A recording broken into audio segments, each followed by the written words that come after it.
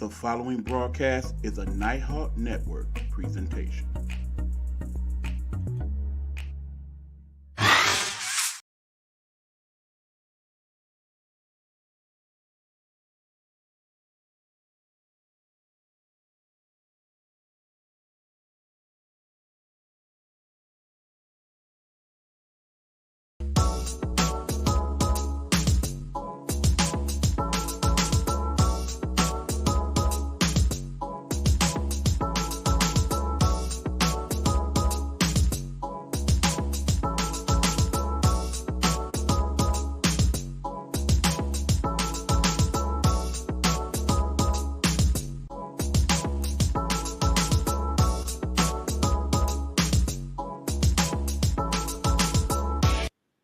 What's going on, good people? Your boy, your favorite co-host, E-Buck in the building. Y'all know what time it is. It's time to talk sports, baby, like we do at this time every week on the show we call the Sportsguru's Sports Perspective.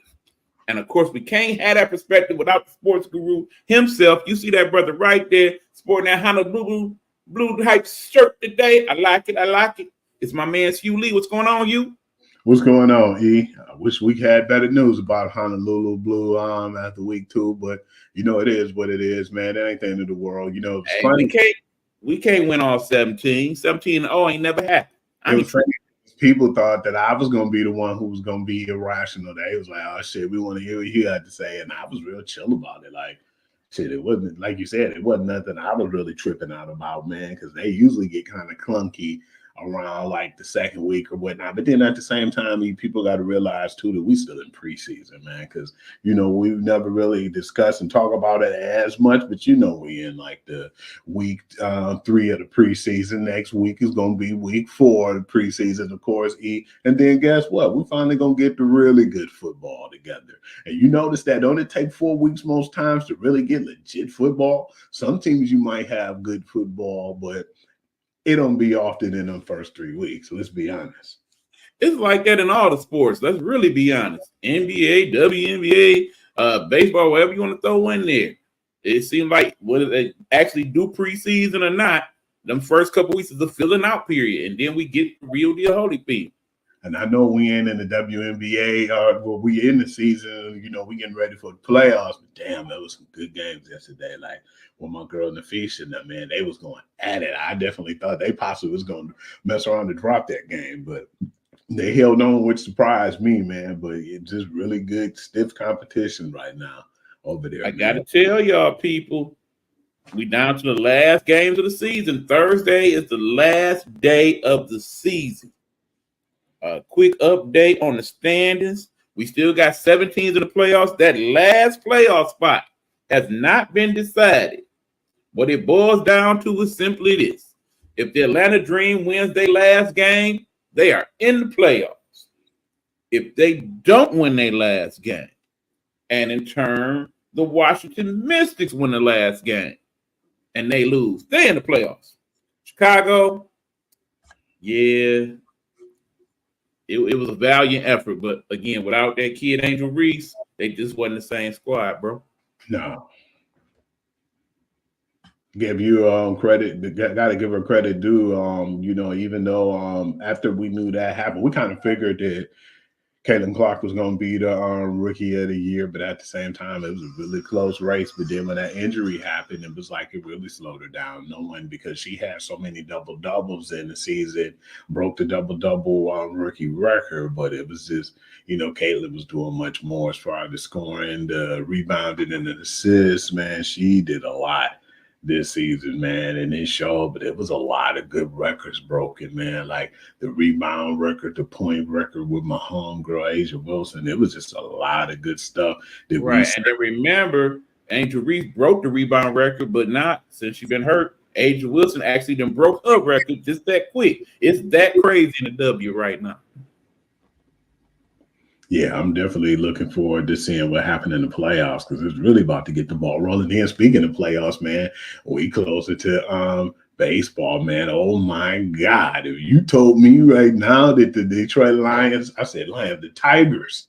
You told me the Tigers that was at least in the conversation of playoffs right now, like the wild cards, I wouldn't have believed it, man. But damn, we got them 2 wins on Kansas, because remember we was talking about that. You said, Hugh, it depends on how they play against Baltimore and Kansas, and they won 2 out of the 3, against Baltimore, and it looked like we can damn near sweep the series with Kansas City. So yeah, they've been playing really good, man. Big ups to Carpenter and just Meadows and all these young guys who really stepped up, man. And Yeah, definitely Parker Meadows. He didn't came back a whole new player.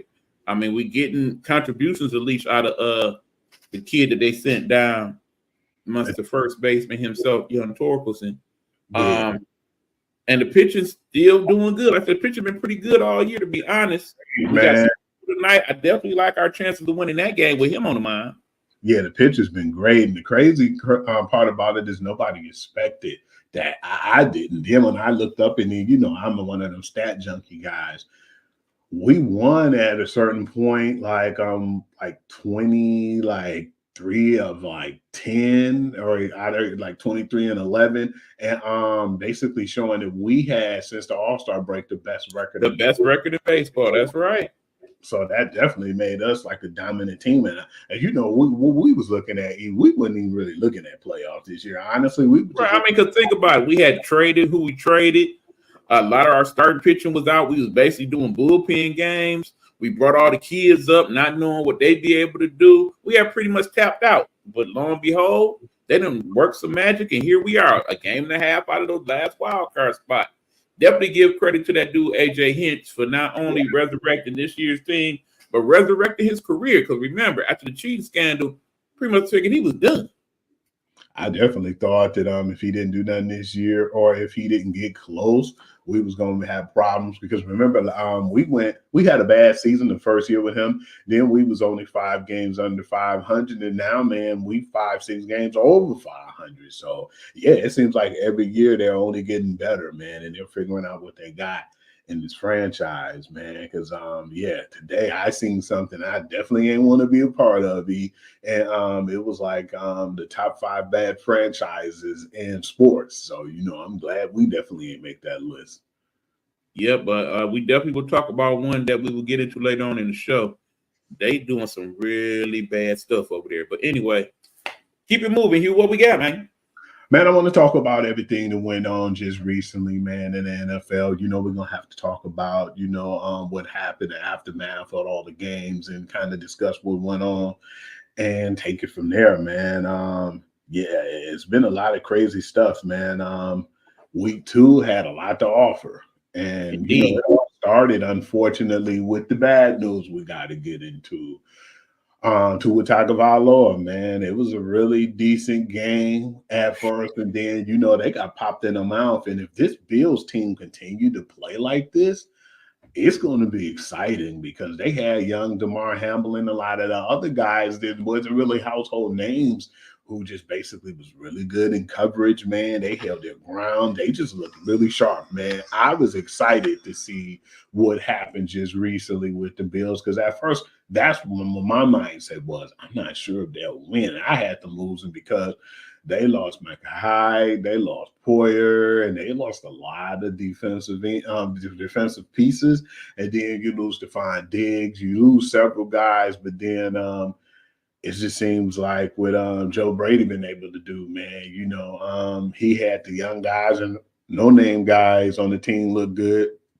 Revitalized James Cook's career, because we didn't really think James Cook was going to be all that.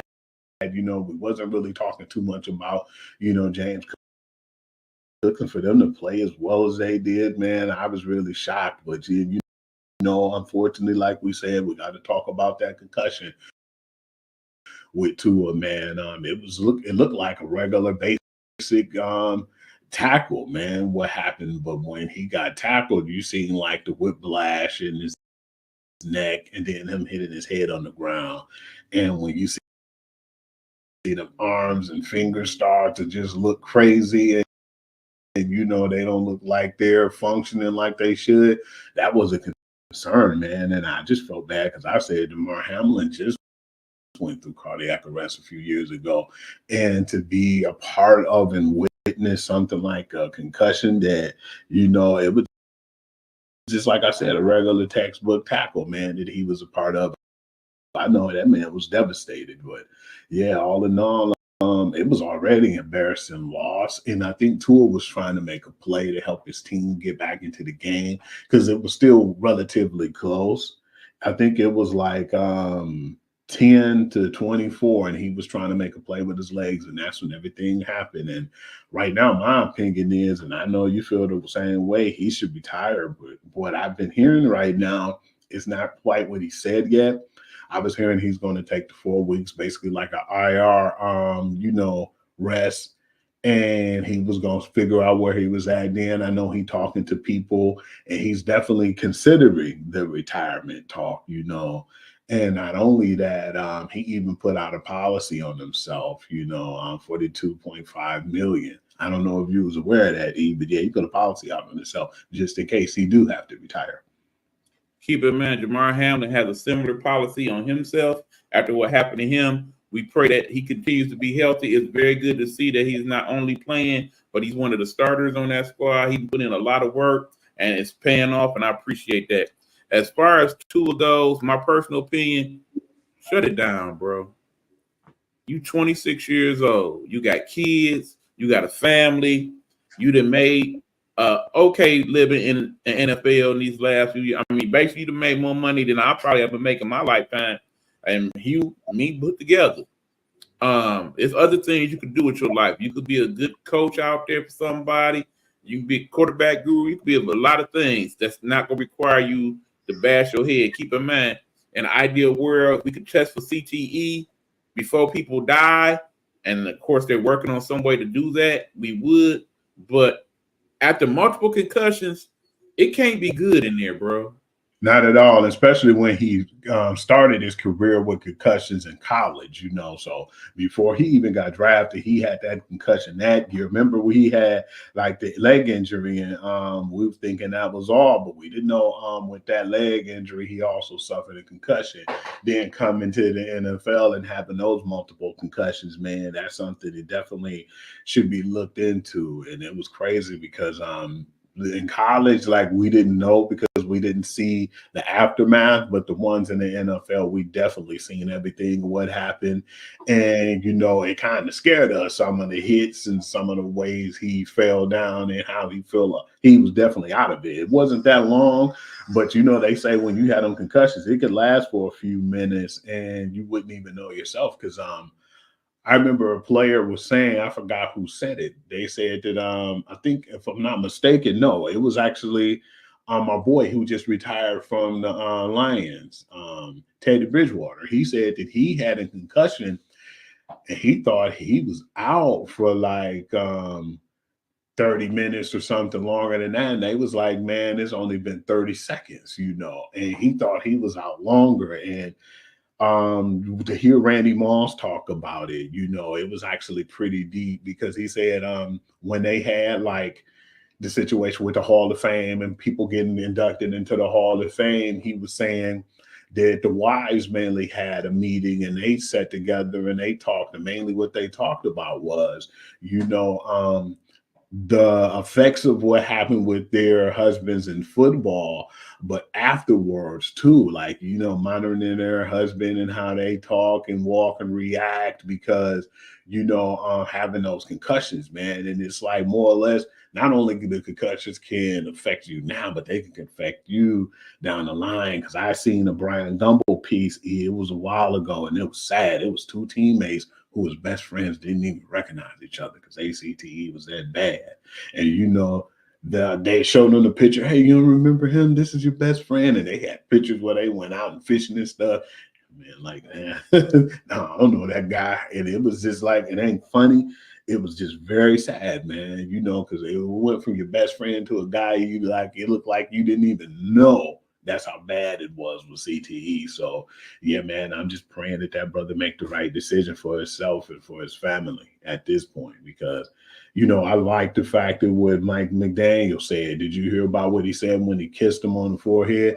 He said, man, I want you to focus on being the captain to your family, man. You the starting quarterback of your family, and I want you to focus on that right now before you make any football decisions.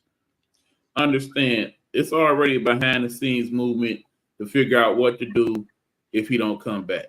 With Mike McDaniel saying what he said and making it public knowledge, you already know that. Certain names gonna pop up, one of which I'm pretty sure we'll talk about later on in the show. But anyway, long story short, I'm 53, okay? I pick up this ball almost every day thinking that, yeah, maybe today, later on, I'll go out there and play with kids and whatnot. We all know I have blood pressure issues, heart condition, whatnot. I probably could play a game or two, but thinking I'm still 25 with it and all of that, them days is over with. It's hard to accept that as a 53-year-old. So imagine how you feel when you have my age and you know that you could pick that football up right now and sling it like most people could not ever. And it's still in you. But because what's going on with your body and what people probably very close to, maybe even your kids like, Daddy, please don't go back. But you know what you're putting out there and leaving on the table if you don't. It's not an easy decision to make. Let me say that. It's going to be real hard. I'm glad they gave him this time to kind of figure it all out. You know what's crazy too, because I was thinking to myself at the time too, like, man, you got Divine A. Chain and you got guys over there who can actually help for the cause, you know, and you didn't have to play hero ball, but then it was like nobody was open and he had seen that green and he just went for it. Because, you know, more than not, he didn't do any scrambling or any run plays last year. He really played it more careful when he gained the weight and focused on, you know, if he did have to absorb the impact, he was a little heavier and, you know, practicing on his sliding abilities and all. A lot of times football, it ain't about, you know, you being premeditated and understanding, okay, this is what I'm going to do. It's just instinct. It can happen out of nowhere that you need to run and make that decision. And it was that split second that happened. So, yeah, man, it is really deep, the whole situation that went down, man. And just the way it happened was like scary to me. And a lot of people are saying that he should go ahead and retire, but we'll definitely see in 4 weeks, man. It seems like it's been a lot of stuff going on too after this week 3. And we talked about the whole preseason situation and the format and how nobody play. And how we said we actually really liked the fact when they used to play. Remember how Roger Goodell used to do it. He's going to probably go back to that because there's starting to be too many injuries. He probably have it like where you do at least like 5 sequences or do 5, you know, plays when you go out there as the starters. Then you might do like 10 to 15, you know, that second week. And then that third week play till the second half. And then that fourth week you play all the game, you know, as the starters. I think that that'll definitely help with the actual product right now. Even if it don't happen, you know, it made me appreciate it now because we don't have it no more. Because guys just sit out the whole time, man. And this year, like week 2 really suffered too. It wasn't as bad as week 1. But it was a lot of suffering on my part. Because remember what I told you, man, and you know, you talking to a football head too, man, especially when it comes to pros. Remember I told you I slept most of that first, you know, more than 1 o'clock games. I kind of dozed off into it and got into more like the afternoon games because the product was that bad. I think the NFL taking for granted that they the number 1 sport and they didn't spread out the money somewhere everywhere.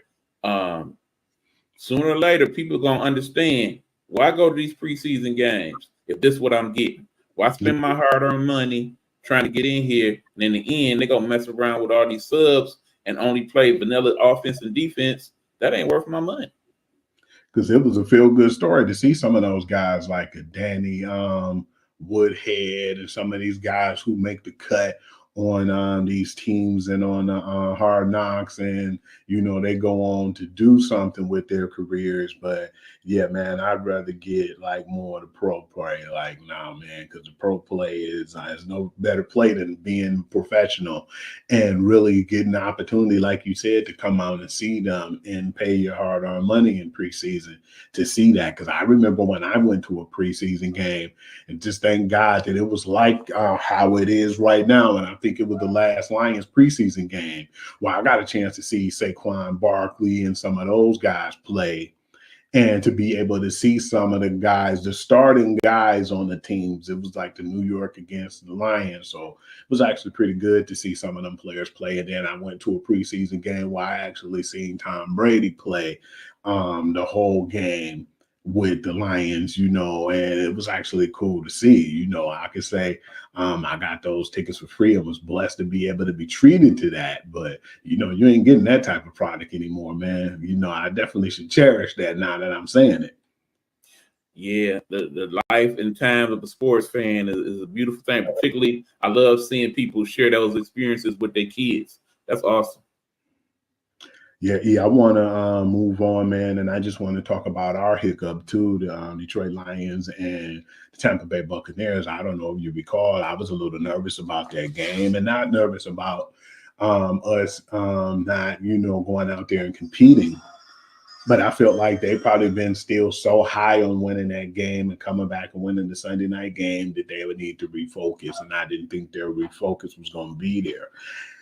And Tampa Bay, Baker wasn't talking junk or he wasn't being disrespectful, but Baker remembered him. He remembered that feeling he had when they got put out by us.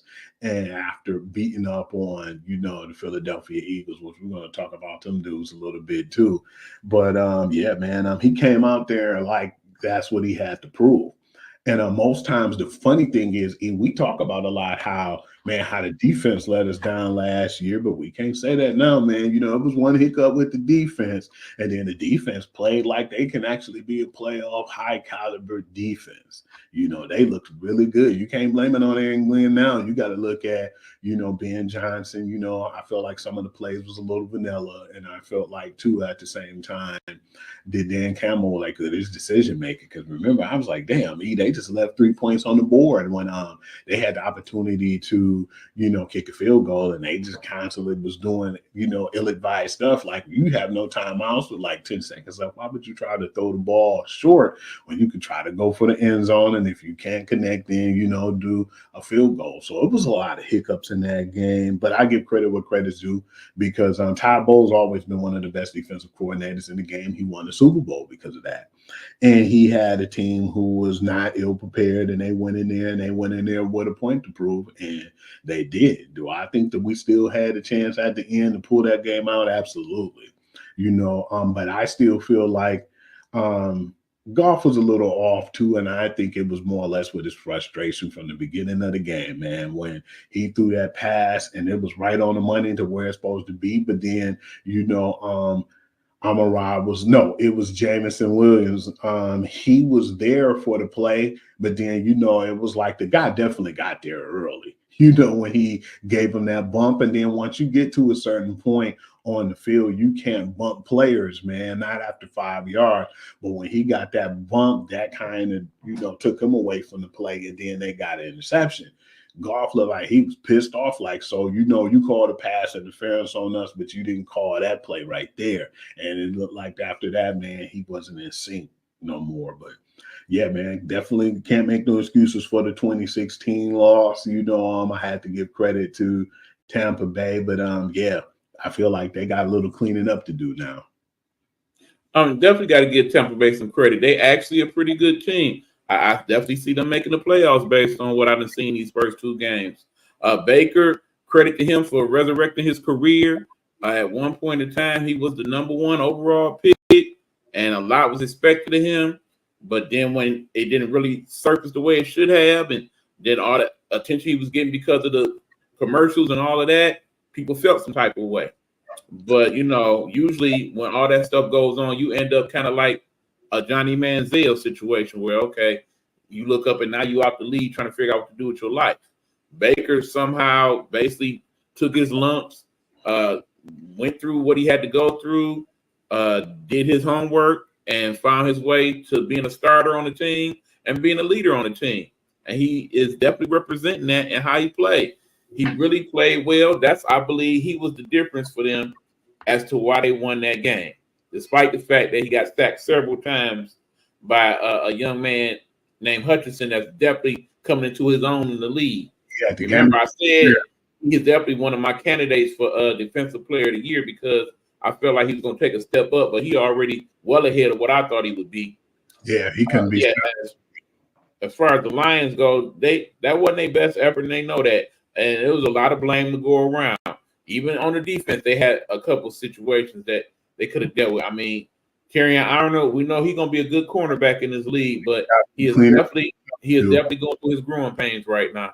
Yeah. And as far as the Lions offense, yeah, Ben Johnson, the offensive coordinator, he definitely had a bad game that game.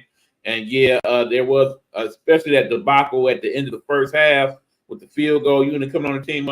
Yeah, but see, Dan, and the thing that we love about Dan Campbell, he gonna man up no matter what. He gonna tell you that was me, y'all. That was all me. And let me say something in regards to a story I heard about here today locally. Apparently, Dan Campbell is selling his home in Bloomfield Hills because after the game which we lost in the playoffs, people started to harass him at his home. Okay, understand these people that entertain us, whether it be sports athletes or singers, rapper, what have you, when they entertaining us, that's one thing. When they're at home, they private citizens. Let them be, man. That ain't cool. Whoever was doing that, the hell with you. Smurf that was wrong. I didn't even know that situation. That's pretty messed up, man. Yeah. You got to let people have their private lives outside of football. Absolutely. But even though we're on the come up, man, but I don't think that they should do stuff like that. Because like I said, man, it could be worse. We didn't see things this week. And it was just basically like they were saying overreaction, Monday after the game. And, they were saying stuff like, and what still made me proud, they said out of these teams who lost just recently, who are you still more convinced is going to be all right, and they're still going to be who we thought they were? And Jeff Saturday, you had Stephen A. Smith, you had Shannon, and most of the people who said that they still feel like San Francisco, and the Detroit Lions are who they thought they were, and it was just the grind of the week that they have to deal with and reckon with right now. And that's one thing why I like that movie, the football movie itself, Any Given Sunday. I love the speech that Al Pacino said, man, any team on any given Sunday can lose to any other team, man. And it's true. I never look at a team like a team is unbeatable, not even the Kansas City Chiefs, and if we talking about how bad a game Golf had, just put yourself in the GOAT shoes right now. He really didn't have a good game, man. But at the same time, it's about how you persevere and how you rise above that, man. And yeah, it was some really crazy stuff happened this weekend. And if you told me that was gonna happen, that's why I actually chilled out on the sporting betting and all that stuff, man, because it was so wonky. And we have that a lot. Sometimes where you be like, man, this team beat who? Like, really? What was going on? It happens, man. But that's what I like about the sport, because sometimes when you think man, it'll hit you right on the head. Going into the next game,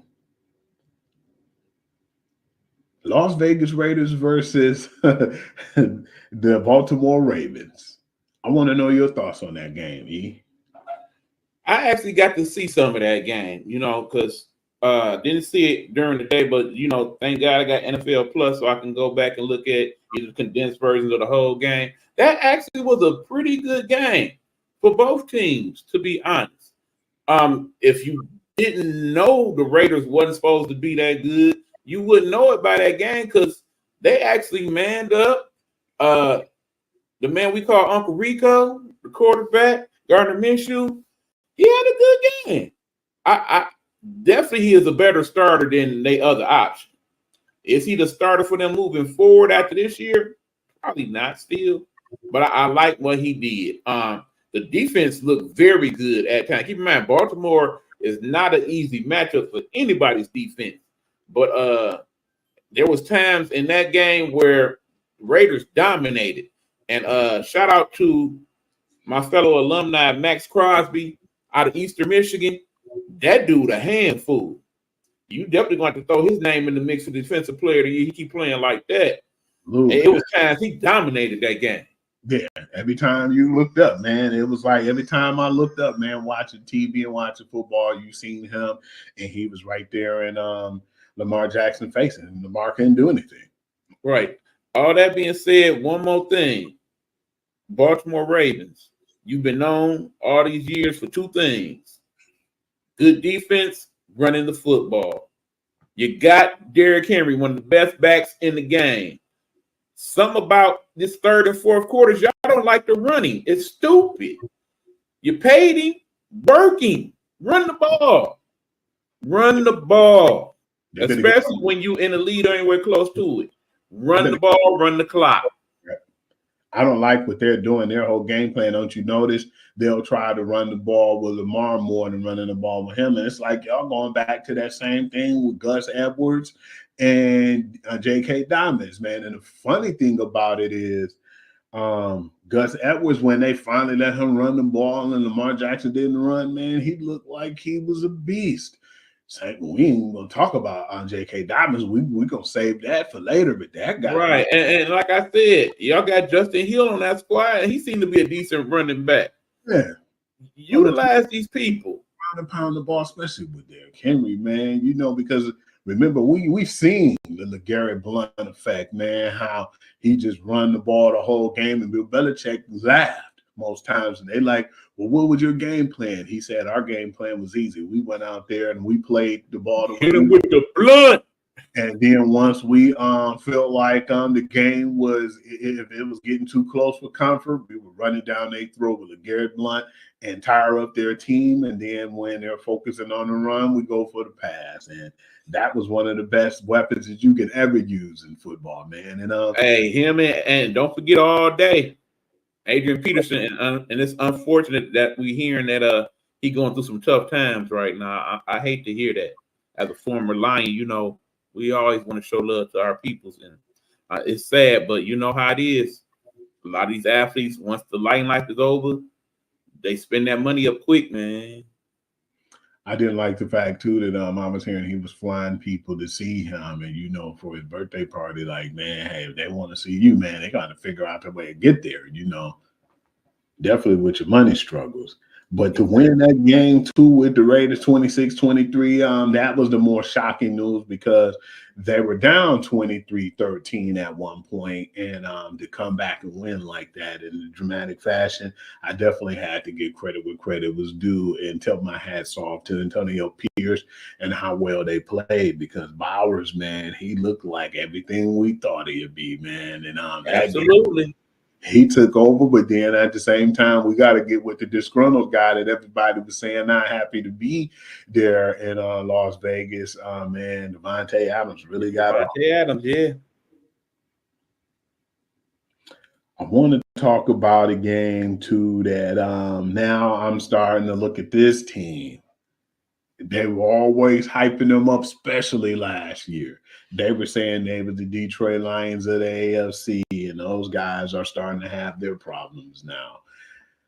And when it comes to, we talked about and had conversations about this too, how long does it take to develop a quarterback, and how long does it take before a quarterback really become his own?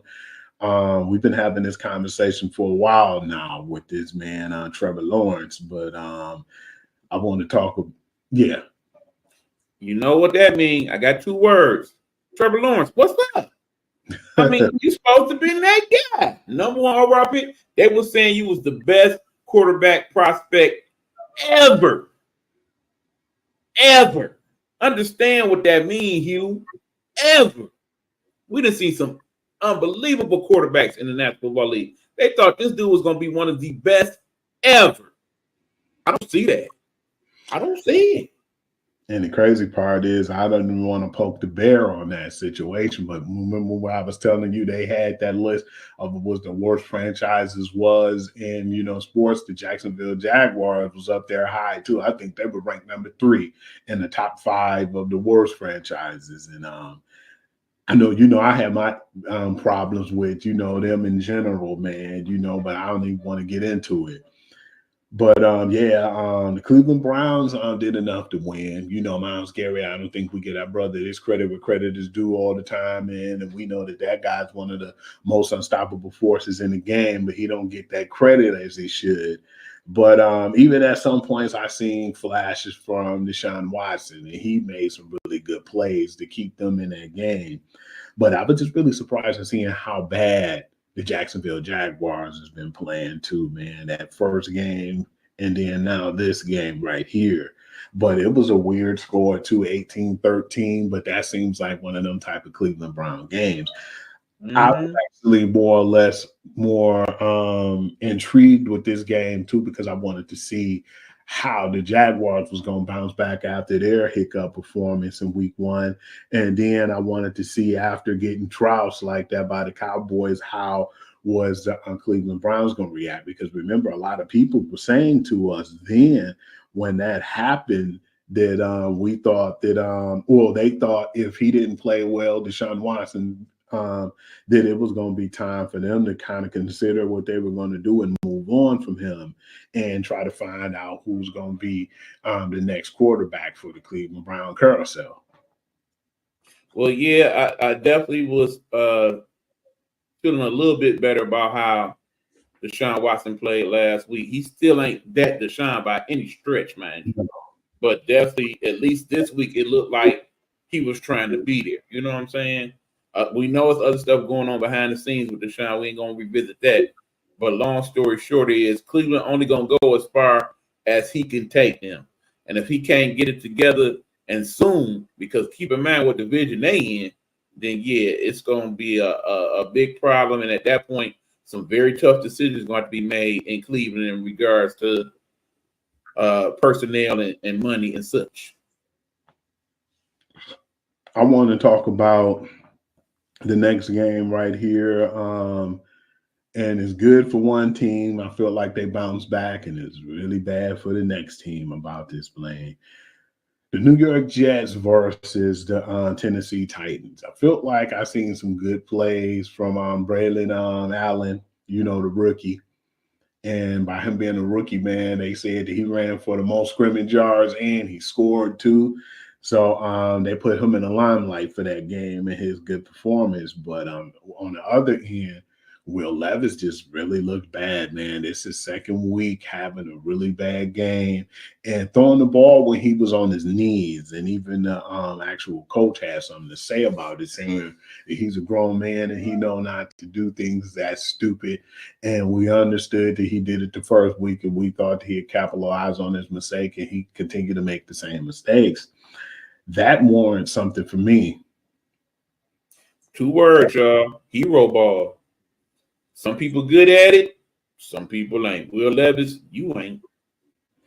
Yeah, that makes me think, if he feel that way, then what's next, man? Because when he played, man, when he play and when he, don't try to do much, man, and just focus on his task, he looks pretty good, man. But when he trying to do too much, that's what you said, the game gets too big for him and the lights get too big for him. And I feel like he get overwhelmed at times. Yeah, brother, you not Josh Allen. You not Joe Burrow. You not on that level. You just not. You got to play smarter, man. You got to get in your playbook and understand where your receivers is. Start learning these coverages and defenses because your slip is showing. We see you not quite prepared for being an NFL starting quarterback. Plain and simple. Funny part about it is too, it ain't like they ain't putting no weapons around you, man. The offensive line starting to improve, and then you already had DeAndre Hopkins, and then they brought over Calvin Ridley. They was giving you some weapons. They already have like a high caliber tight end over there too that play with you, and it's like they put everything on offense that you need. And it seems right. Like even Derrick Henry's replacement at running back Pollard ain't a bad replacement. So you should definitely be doing better. I mean, you can't say it's a total loss because hell, they almost won that game despite it all. But yeah, long story short, I'm not expecting no great things from the Titans. Okay. As far as the Jets go, on the other hand, we starting to see some things, and we're not liking what we've seen. that offense, it ain't offense. It's not. We expected way better because we already know in the ideal world, the offensive coordinator is not that dude. It's that dude.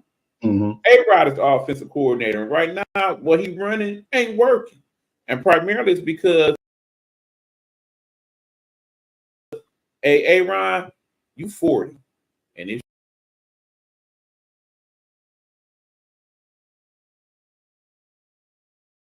show. Because when you look at it too, it's like all he really have as a weapon on offense right now. Lazard, man, is kind of weird because we seen how he got off with him in Green Bay, but it's not translating over there with the Jets. And No. you know, we got Garrett Wilson, but then you know Braylon Allen really looked good too. But then you know you had the running back who was banged up over there. But I'm just really surprised too, like you said, it's still not clicking with me. And the Jets, people are starting to have their doubts now because you know we thought we had our issues before in the past. They've been saying same old Jets for a while, man. And you know, after that one playoff run they had, we haven't seen any, you know, signs of them doing well after that. So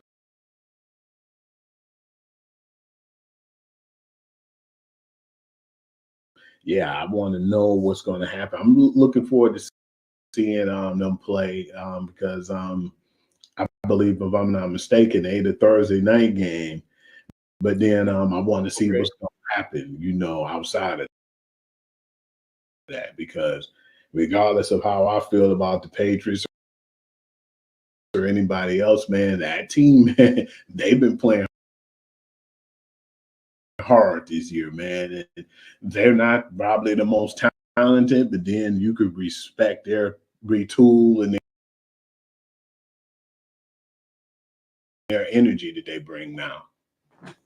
Yeah, well, are we going to talk about that game next to Patriots? We're going to talk about that game in the Seahawks right now. Okay, let's do it. I thought that was a really good game because the Patriots surprised me, man. Jacoby Brissett looked really good. He did enough for them to try to win that game.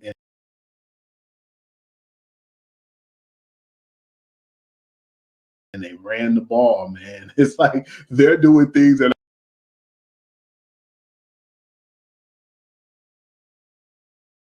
I didn't think that they were going to really do. They're getting to the point where they're like, man, we ain't trying to be vanilla, but then we're going to do the basics, and the basics work for them because the defense looked pretty sharp.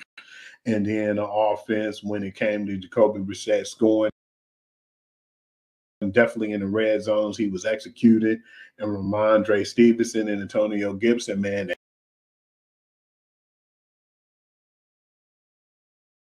they look pretty sharp running the ball too, man. So, yeah, it was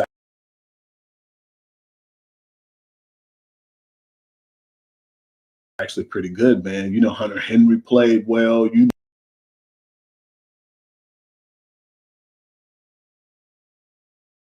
know, Pope played well. It was some guys like wasn't really household names in New England are stepping up now, man. And this was really surprising seeing how good they played because they won the first game. And let's be honest, people be like, "Oh man, week one usually be a real bad game because it's like preseason." But still, they punched the Bengals in the mouth, and the Bengals couldn't do nothing or they didn't respond. And in this game, it went to overtime, and that's the only reason I felt like they lost. Because if it would have stayed, and from the fourth quarter, and they was able to execute,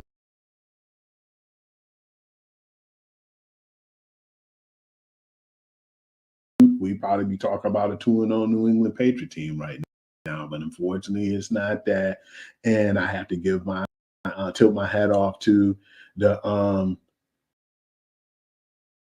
Seattle Seahawks, man, winning that game 23-30.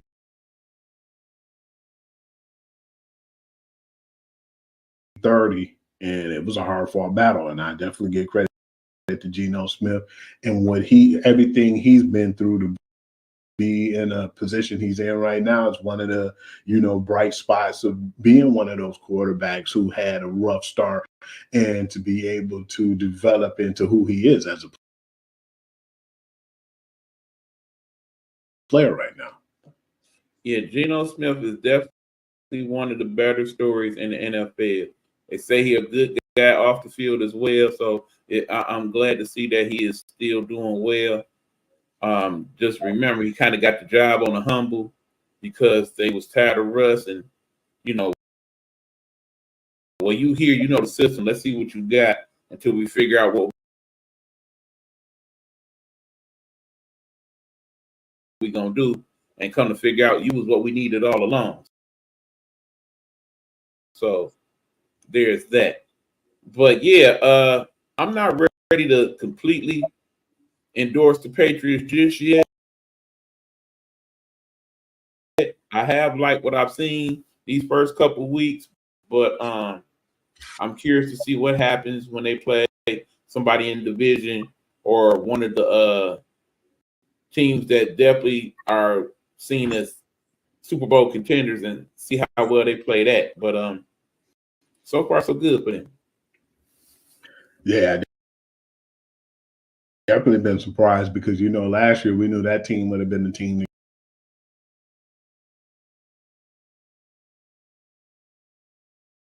got ran over completely, but they definitely been competing, and they have a different style and different type of energy when it comes to Gerard Mayo, man, and it definitely made me appreciate their product more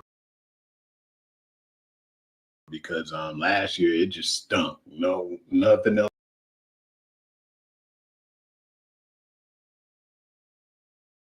to it. Right. I mean, long story short, the two words there: player, coach. Some coaches are good coaches for players because they were a player. That appears to be the case with Gerard Mayo. Agree. And I want to move on to a game, and this is where we looked at, and this is one of them hiccup games that we saw. But I had to give credit where credit due with this team too. It's another gentleman that I was talking about too, as far as player development. Sam Darnold had it bad with the Jets because no disrespect, Rex Ryan wasn't a good coach on developing players. And then when you had Todd Bowles, he was just in a bad situation with a bad team. And he went on to the Carolina Panthers. Things didn't quite work out there. The best thing that could have happened with him is him going over to play with the San Francisco 49ers and learning their system and learning about them and, to actually be able to get him a starting job. And now he's 2-0 and he beat the team that he was formerly playing for, the San Francisco 49ers, and the final score was 17-23. What was your thoughts on that game? As I do a deeper dive into that game, I realized a few things. One, yeah, Sam Darnold was the backup over there. Two, him and Brock Purdy, they are excellent friends outside of the NFL as well. So perhaps some knowing of each other comes into play there. The fact that, he played for the 49ers, so he is familiar with the schemes and what have you. Then also remember that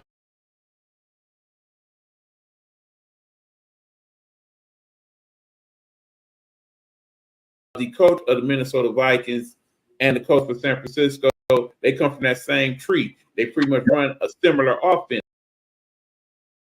So it's something to be said for that because, of course, if that's the case, then Sam Darnold practices against that type of defense every day in practice. So, kudos to Minnesota because, we figured once they had lost J.J. McCarthy, this was pretty much a rebuilding year, and it is what it is.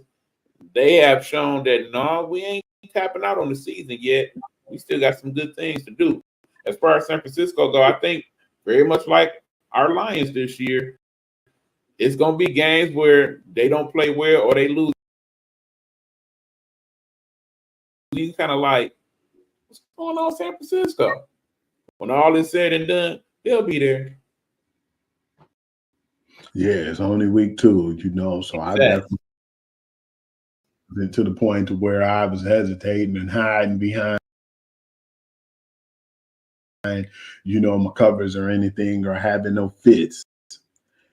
It's really good football. And the one thing I seen too in that game was Brock Purdy was, really looking like Mr. Irrelevant at that time. I mean, he's going to have bad games himself. I mean, you have good games where you had the weapons and everybody clicking, and then you're going to have them bad games. And right now, he's going to still have roller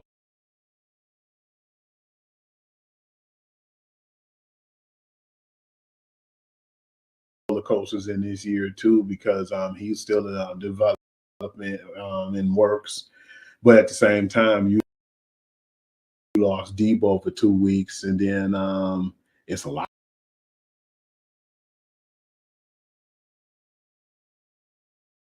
of other players is out with injuries too. So yeah, it's gonna make it interesting. It already made it interesting for my fantasy league, but then for just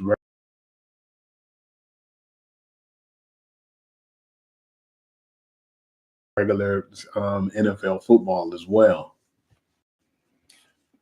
My fantasy league should be named the Band-Aids because everybody over there getting broken, beat up. It's a bad deal. I got a lot of transactions to try to make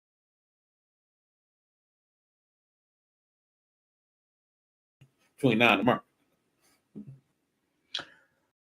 I want to step up to this next game too, and we're going to talk a little longer about this one because you already know what time it is.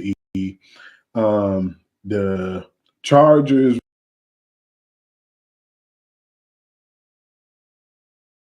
versus the Panthers, and with this game right here, I'm very happy that Coach Harbaugh coming to the pros, and it's like he didn't miss a beat. Yeah.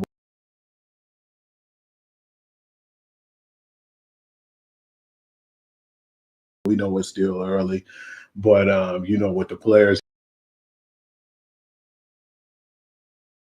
he having the personnel on his team, they seem like they're making it work. And I know the cool thing about it is, as much as I always have situations where I hold grudges against people who played on teams in college that did like especially that team. I wasn't too fond of, J.K. Diamonds coming over there with Harbaugh, but just the love that they have for each other and them saying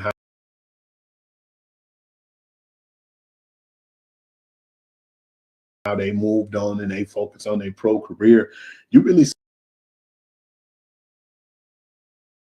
a maturity in J.K. Dobbins, man, and him being so humble, man. It's like he's only 25 years old, and he sounds like really a grown, seasoned vet, and he looks really good, man. He being healthy is probably the best thing that can happen for that team right now, and that's one of the reasons I believe they're winning over there. But yeah, man, big up to J.K. Dobbins, man, because we already knew how great he was when he was with the Ravens, but now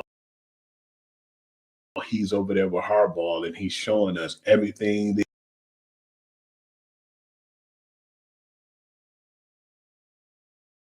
he has, and it's everything that we thought he was going to be in.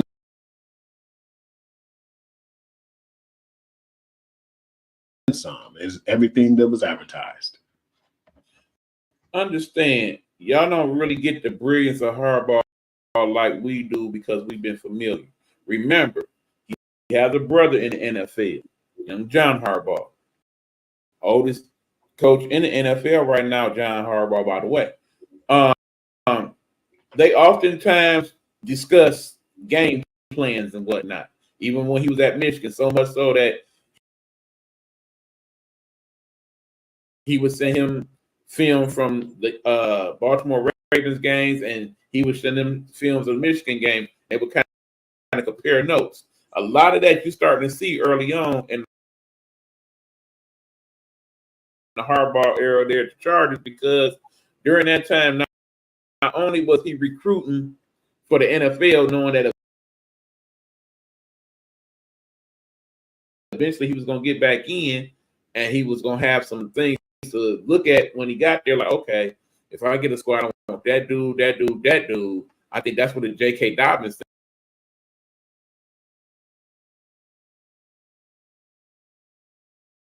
thing come into play. But also because he was in college, knowing that eventually he was going to go into the NFL, he was recruiting even then in terms of, okay, oh yeah, I see this dude. Yeah, I'm definitely going to point. I mean, just look at their first round pick. How well is that working right now? That Joe Alt is a grown ass man of a man. Okay. But you know, And whoever got him was going to see. He is the next lineman for the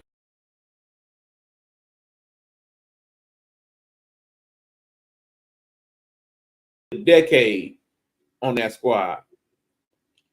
Hey,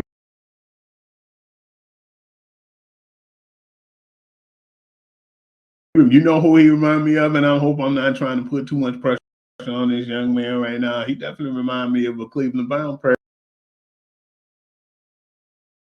who wasn't on a good team, but he was a damn good player. He remind me of Joe Thomas right now. Out of Wisconsin, I was exactly thinking the same thing. He very much reminds me of him also.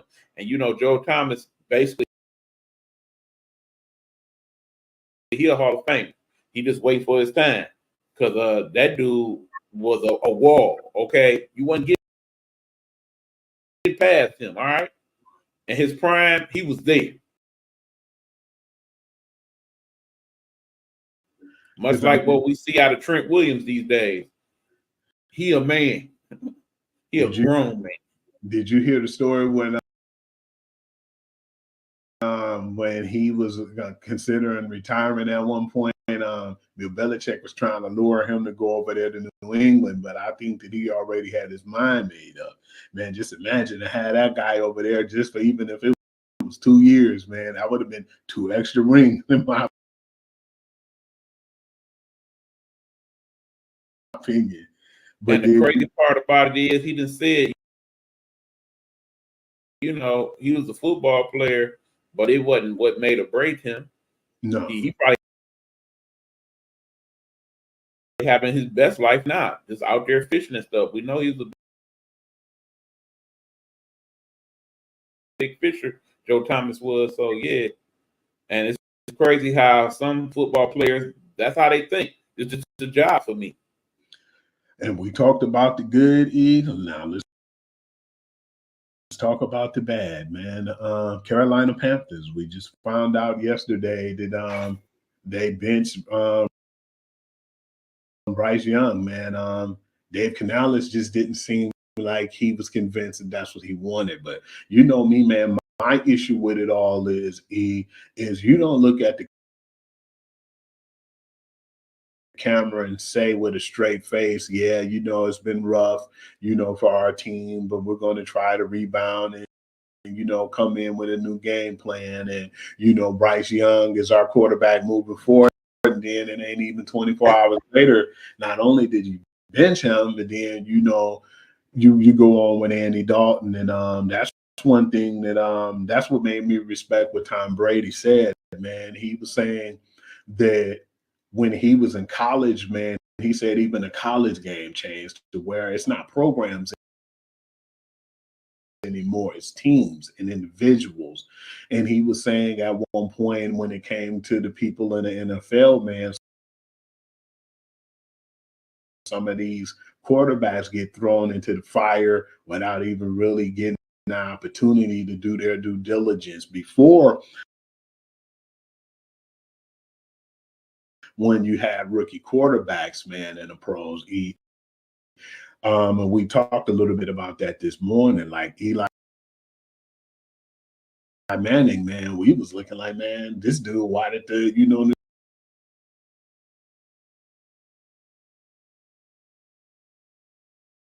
New York Giants even pick him? He's not really what we thought he'd be. After that fourth year, he developed into who he was, actually pretty decent quarterback. And even Micah Parsons talked about it, to where he just feel like they give up on quarterbacks too easy. He talked about Kenny Pickens, and he talked about other quarterbacks like Justin Fields, who only got 2 years and they were out. And that's what we led to. And I was like, okay, Tom Brady was saying that, they had more time behind the veteran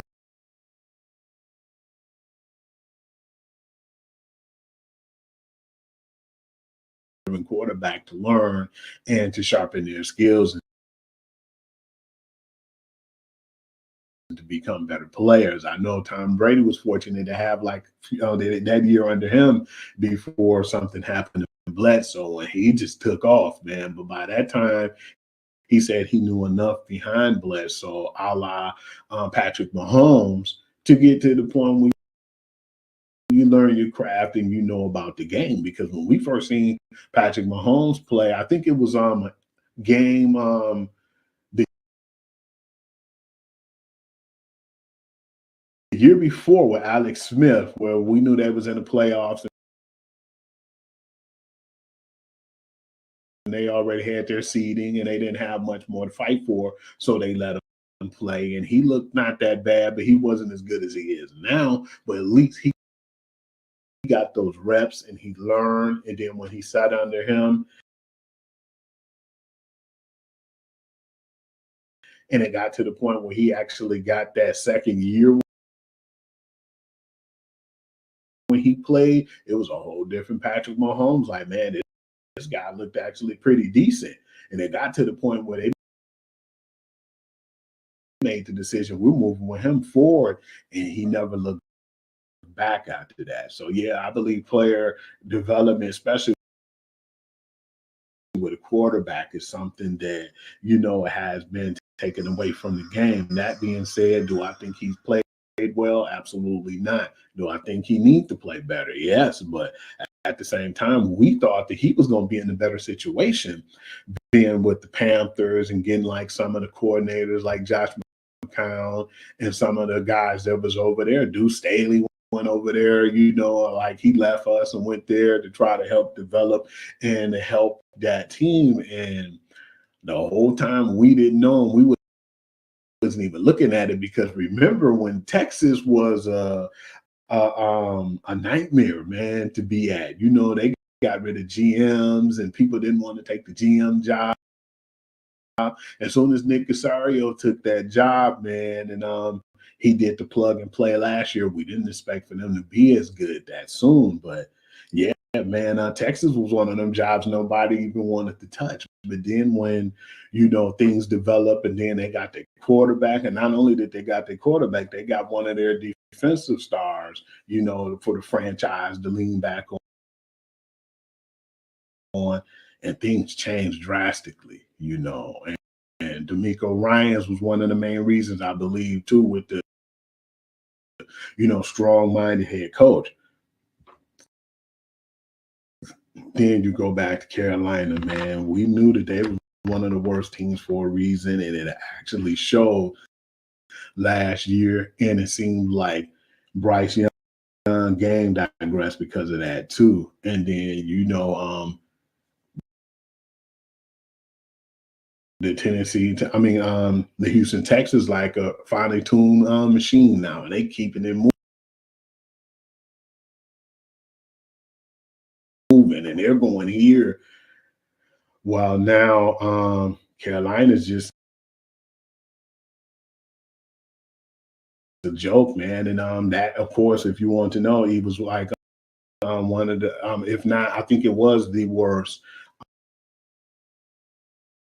franchise that they said right now, being, managed and, all sports right now. besides the Miami Marlins. Disagree with the Marlins, by the way. How can you look over the team with arguably what's going to be one of the worst records in the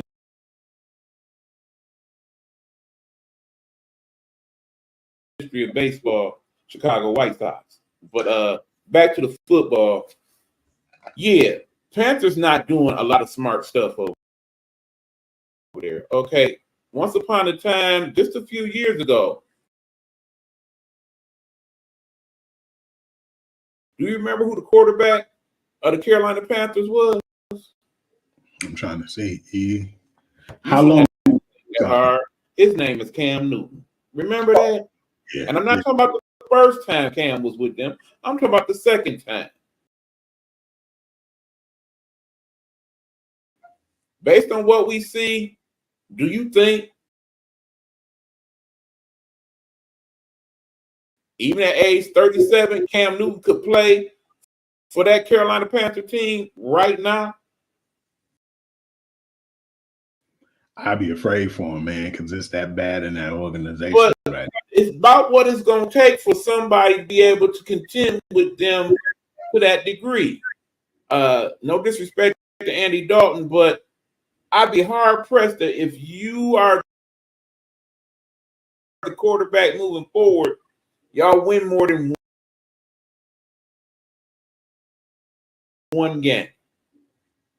I'm giving you credit because you're a veteran and it's going to be that close game, and perhaps weather will come into play in one of them games, and that red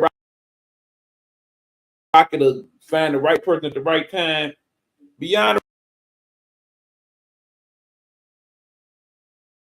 remember that, this is still the worst team in football, without question.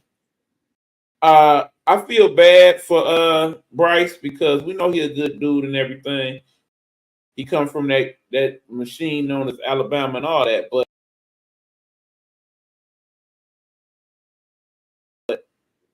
you wasn't set up to win in life to begin with. It's hard being a quarterback under 6 feet tall in the NFL. Period. Yeah. First of all, and you all of 5'10", if that. We might be the same height. I'm about 5'9", 3, 4, 5. We about the same height, truth be told. That being said, it's other quarterbacks in the NFL that's kind of short like that. You got people like Baker Mayfield, but Baker is gritty and he is a good decision maker these days. You got people like Kyler Murray. Kyler Murray way faster than you, bro, and probably got a better arm also. You got people like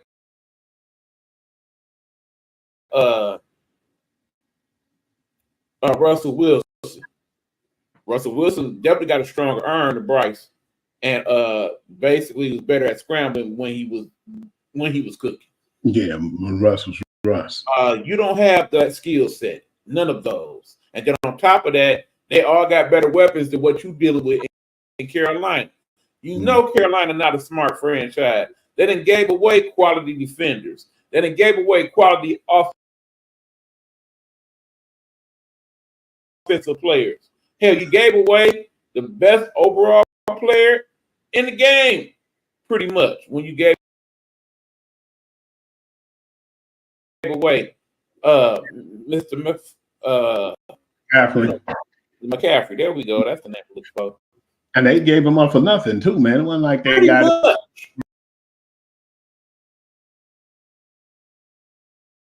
Around the second round in the same thing. They had the number 1 pick 3 of the last 5 years. What you doing with it?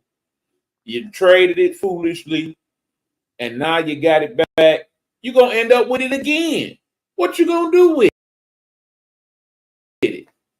What quarterback you see in college right now that you could put on that squad and they're going to be any better than what we see? Because, man, they better Premiers and there is no Peyton Manning. There is no Tom Brady. There is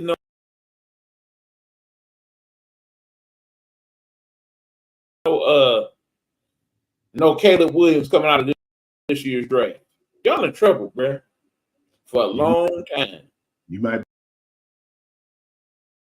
be I feel bad for Carolina fans. They charge you $21 for basic ticket A in Carolina, and quite frankly, that's too damn much.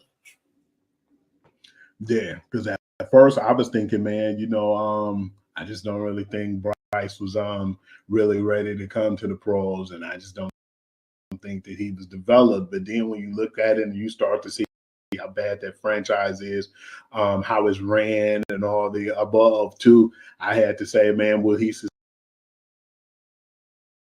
succeed? Maybe if he went somewhere else and got a new start, but we don't know just quite yet. But we know a lot of the bad has to do with that organization. Right. I mean, long story short, you can't take that man and put him on somebody else's squad. Like, okay, start here instead. You're going to have to sit behind somebody, be a backup. Perhaps he ends up worst case scenario. Yet I'm here for a few years. It just didn't work out. At least I can say I was in the NFL. Best case scenario, probably he Teddy Bridgewater. Meaning that at some point he'll get to start somewhere else for a little bit. Depending on how it looks, he might stick for a couple of years. If not, then he'll be basically Mr. Professional backup. Yeah, because that's bad how that place was run, man. And it's just to the point now they got to figure out what they're gonna do starting from the GM and above, man. But yeah, it was like it shocked me, but it shouldn't have, because I know how bad that organization is. So like you said, man, their good days are gone once Cam left. Yep. Well, all right, we're an hour in, folks. So what we're gonna do is let y'all go ahead and refresh your beverages and whatnot. Grab some chips, take a quick break. When we come back, we will continue breaking down week 2 of the NFL here on the Sports Guru's Sports Prospective. Go.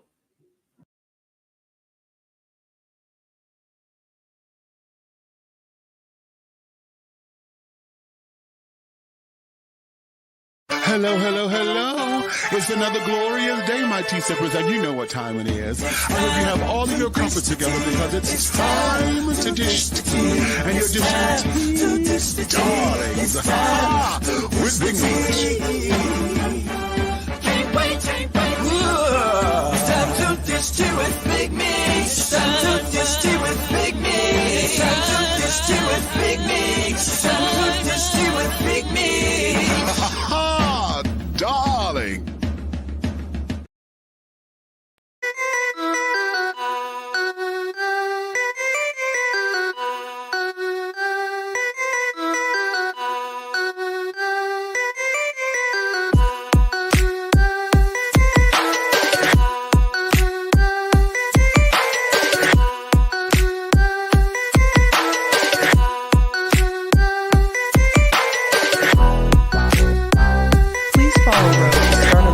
On Blog Talk Radio, or where most great music podcasts are located. Don't forget to subscribe and show some love.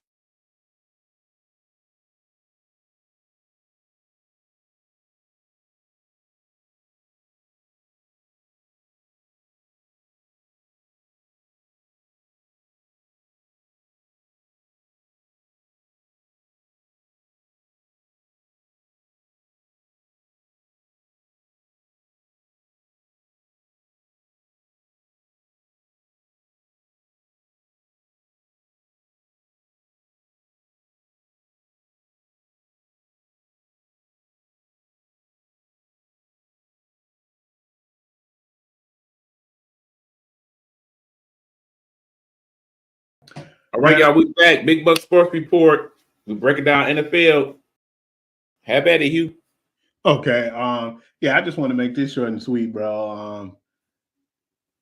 One week to the next, you never know who's gonna do what. what, man, and never know who's going to be who. It's like a Jekyll and Hyde for the last 2 weeks.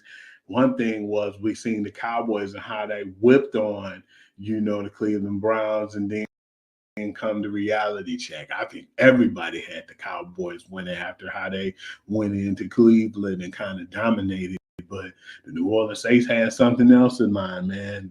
They put up a 44 piece on the Dallas Cowboys. His final score 44-19, and them stats was unbelievable, man. I looked at those stats and I said, wow, the Carbad, he looked really good, man. He was 11 for 16, man. So it wasn't like he was throwing it all over the place, but he had 243 yards and 2 scores, man. But you already know who was that guy. And the crazy part about it is the dude on their wide receiver, I've been looking out for him more often, man, because this is possibility I might throw him on my squad, because even last year when he got a chance, he went crazy. Rashid Shaheed. But the main star of that game was, man, and a lot of us was looking at him because he was on like a milk carton at the time. But Alvin Kamara, man, let you know why he's who he thought he was, man, with the hat tricks on those touchdowns, man. He had 3 touchdowns and dominated most of the game. I think we starting to learn some things about Dallas that we ain't been paying attention to. One of them is when you look at that defense overall, it's not a lot of big dudes on that defense. That defense is built more towards speed and being ahead. So when you have a team that can run the ball effectively, more times than not, they're going to play well against the Cowboys. Yeah. Think about all the teams that they lost to in the last couple of years that run the ball. Teams like Arizona Cardinals. Teams like New Orleans Saints. Teams like the Lions, who, as we know, should have won that game. We all know that. I mean, they don't play well against teams that run the football. You know who really look good running the football, man, and we're going to get into him too, but I'm not going to really get too in depth right now until we get to that. I know who didn't look good running the football, Dallas Cowboys. We kept telling y'all should have addressed that in the offseason. You came talking about we got Ezekiel Elliott back and we good. No, you ain't. Dalvin Cook. I like the story, but Deuce, yeah, you ain't no running back like that in the NFL. You would get it back. He's too little, man. And, you would get it back. Yeah. And man, Kamara ran that thing too. It was really crazy. It was like it got to the point it was just bad to watch, man. It was like, you kick at a person like pistol whipping a blind person almost. That's man. It was like the big brother going upside the little brother head. Like, hey, sit your look. You ain't ready for no. I want to move on and talk about these are some of the games we usually don't like to talk about, but I want to talk about the Giants and the Commanders game. Ryan Daboll, man, I think that he's done, man. It was like, how y'all go from scoring 3 touchdowns the first game to not scoring none this game, and then they lost too. And Daniel Jones, man, he is like, if you're concerned about how his play was, he didn't play bad, but he ain't played good enough for them to win either, man. Because he scored 2 touchdowns, but that team definitely missing something, man. He got a touchdown to Malik Neighbors, and even Devin Singletary scored. It wasn't enough, man. And when you see the Washington Commanders, that's a team who I didn't think was going to be that well, and I thought was going to struggle too this year. But they're not as bad as the Giants, so that should speak volumes. What are your thoughts of that game? That game was boring. I fell asleep on the highlights of that game. The little 10-minute version of the game, I fell asleep on it. That's how bad it was. And I wasn't even going to try to revisit it later on. That game was boring. It was awful. And I think we're going to see a lot of games like that for the Giants. They're going to bore you a lot of times, whether they win or they lose it. As far as Commanders go, you know they're going to have growing pains. They got the rookie quarterback. He's still learning. Remember, out of all these great rookie quarterback class that we talked about, that would be him. That would be Caleb Williams. That would be Bo Nix. How many touchdowns these three kids threw so far in 2 weeks? You know what's crazy, E? I have a stat for that too, man. You already know. You know when it comes to stats, I'm a stat junkie, man. Let me go to that stat for you, brother. Let me find that for you. Okay, rookies have thrown a combined 196 passes in the NFL so far without a single touchdown pass. Like I said, nut. That is the most consecutive attempts by a rookie without a touchdown pass to begin the season in NFL history. Right, because remember, this time last year, how many quarterbacks had threw touchdown? How many did C.J. Stroud have by himself at this point in 2 weeks? That's a shame, man, because Bo Nix struggling, you know. But you know, he's struggling, and then Jaden Daniels struggling. But then, you know, he's not like struggling. He have some signs, and you see some flashes of like, man, yeah, if he can do what he can do with his legs and throw the ball like he was, he's going to be all right. But the biggest surprise to me, though, is Caleb Williams, man. He's really been struggling. He couldn't catch the guys in week 1 when they were wide open, and it was just unfortunate that he had to play that buzzsaw, which is the Houston Texans, man. They really had that brother rattled. No, I still seen some good stuff out of Caleb. What I didn't see good was that offensive line for the Bears. They're going to get that kid killed, man. They played off. That was all He was over. running for his life half of that game, man. That's the difference. Texans got a good offensive line. He does not. Yeah, I agree. A team that surprised me, man, because after I seen the first game and how they hung with the Texans, I thought that they were going to do good coming out to this next game, and then to a vulnerable team too, because they had lost their starting quarterback. But I was more or less surprised for them to let Malik Willis beat them, man. But then at the same time, I don't really think it was more or less the quarterback play. I believe that Green Bay defense was just good enough to be able to maintain the Colts. But I'm starting to get a little concerned with the Colts now, man. Final score was 10-16. And I'm like, man, y'all only put up 10 points against this team who's missing a quarterback. And I know their defense is great, but I didn't think that they would be that bad, man. And I didn't think that they stink this bad. So I'm starting to get back to the drawing board with them. And then at the same time, Anthony Richardson, and we didn't think about it too, man. He didn't really play that much last year, so he's going to have technically some of his rookie growing pains, because with his stats, you can see it. He was 17-34 for 204 yards. He had a score, but the difference maker why I think they lost that game too, you have to put it on his shoulders, because he threw 3 picks as well. Look, man, I think we need to understand something about that kid that's coaching the Green Bay Packers. Yeah, I'm calling him kid because I'm older than he is. Matt LaFleur? Matt LaFleur is good at stylizing his offense to fit the quarterback that he has running it. I think we saw that last week. We know that dude Willis, he ain't the best at reading defenses. He don't seem to be extremely skilled at finding extra receivers and all of that, check downs. The things he is good at is running football and making things happen with his legs. Those were the types of plays he had that young man making. He got him out the pocket to roll around and hit people in a slant and whatnot. He do got a good arm. We know that.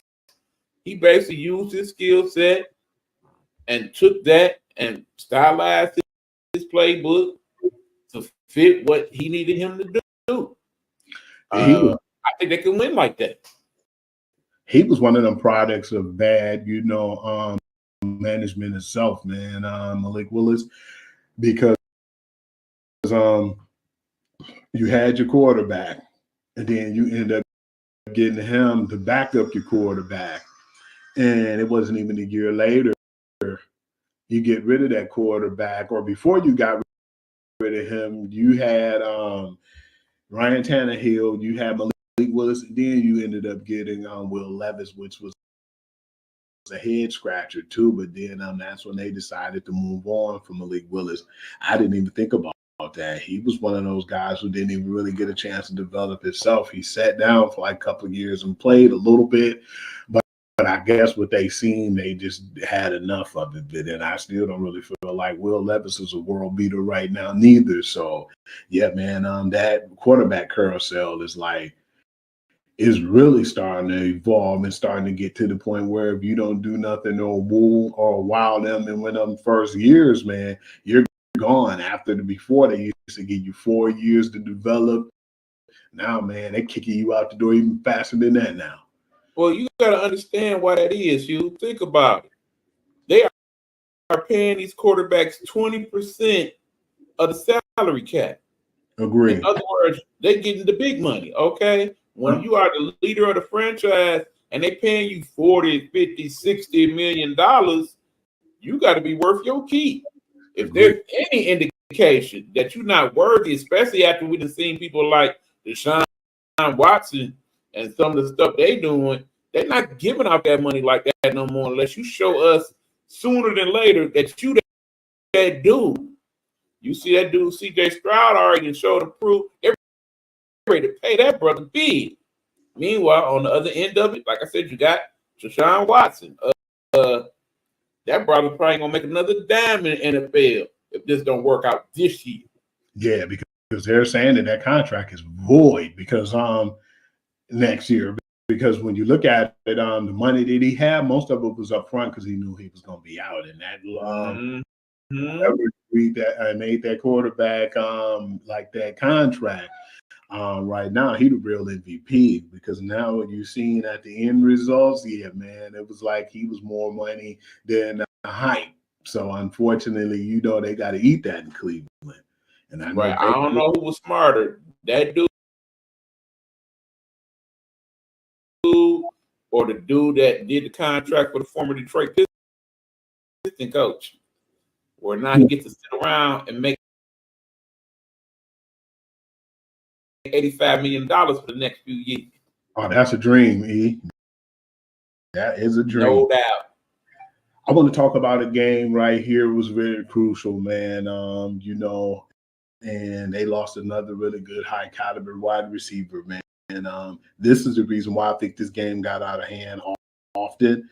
But this is an opponent, so I got to really keep my eye out on them. And, I was already glued to the TV trying to figure out what was going to happen and how we match up against this team. The Los Angeles Rams took on the Arizona Cardinals. But this game was really crazy because Kyler Murray had probably one of his best games in his NFL career. He had like 17 to 21 passes, so it wasn't like he was throwing the ball all over the place. 21 attempts. He had like 266 yards and 3 scores, and the recipient was Marvin Harrison Jr. He knew he didn't really get a chance to give him a lot of touches like he wanted to last week, and it showed this week, man, because that brother went off, man. And everything that we thought he'd be in the pros. He had 4 receptions for 130 yards and 2 scores, man. And then when you mentioned that about the Dallas Cowboys can't, really handle the run, they got one of them world beaters at the running back position. And I know right now the Steelers might not be as upset because I know they do got Najee Harris and they got a nice backup to him. But damn, man, James Conner, man, the Terminator, I feel like that brother, man. And he remind me, he looks so much like David Montgomery when I see him run, because that dude just won't go down just with a single tackle, and he fight for every yard, man. You see him play, man, and it's fun to watch. But that team just kind of beat up on the already injured Rams team and asserted their dominance, and that's basically what I had to say about that. They knew that they had, like what you could call a wounded animal, and they basically took advantage. Man, James Conner fought cancer and won. Linebackers ain't none of that dude. First of all. Second of all, ladies, I don't know if he got a lady in his life yet or not, but Marvin Harrison Jr., you better get on now while you can. Don't be mad in a couple of years when you see him with Becky on the arm, because she done figured out, oh yeah, that's daddy right there. And get on, okay? Get on the train now while it's still rolling, okay? Because once he get the bread, don't be trying to holler, because he probably not going to try to holler at you. Back to the other squad. The Rams, yeah, they like a hurt dog right now. It may be time to put them out their misery, because think about it. No Cooper Kupp, no Puka Nacua. Yeah. Stafford, he done played that game before. Remember them years after Calvin left, what it looked like here? 0-16, remember that? Rams ain't going 0-16, obviously, but yeah. Without them two players, it get kind of ugly for them. It really do. They say that defense ain't the same. Without Aaron Donald, it ain't the same. I might be trying to make that call like, you show Aaron? You show? One more year? You show? Because after that first game, when they lost and how close it was, they showed his wife messing with him, try to wake him up and was talking about them. That brother fell asleep. He was like, nah, I ain't worried about all that. But I'm tired of getting double teamed. I'm straight. They need to do something, man, because basically when that offense is clicking, it looks great. But then, like you said, that defense gonna have a lot of growing pains. They already are. But no, as far as the Cardinals go, I think we'll get a better understanding of how good they might be or may not be after they play us this week. And then we'll definitely dig deeper in that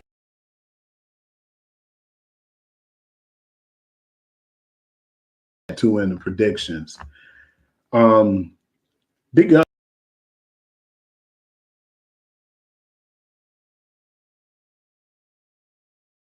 ups to what the Pittsburgh Steelers organization has been doing, man, because right now, no matter who it is,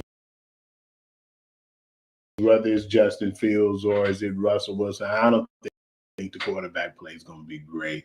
But when you have TJ Watt and you got Cam Hayward and these world beaters like Hightower on defense, the offense can suffer a little bit. I mean, yeah, you got, Pickens, you got George Pickens and you like I said, Najee Harris. I mean, really too many flashy names at wide receiver. It'd have been great for them to get like a Brandon Ayuk, because at least they have two respectable receivers, at least one with a backup, But yeah, man, it's like that offense, not offense, but that defense.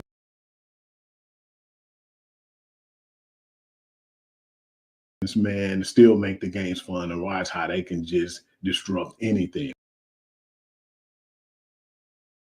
Man, TJ Watt is everywhere, man.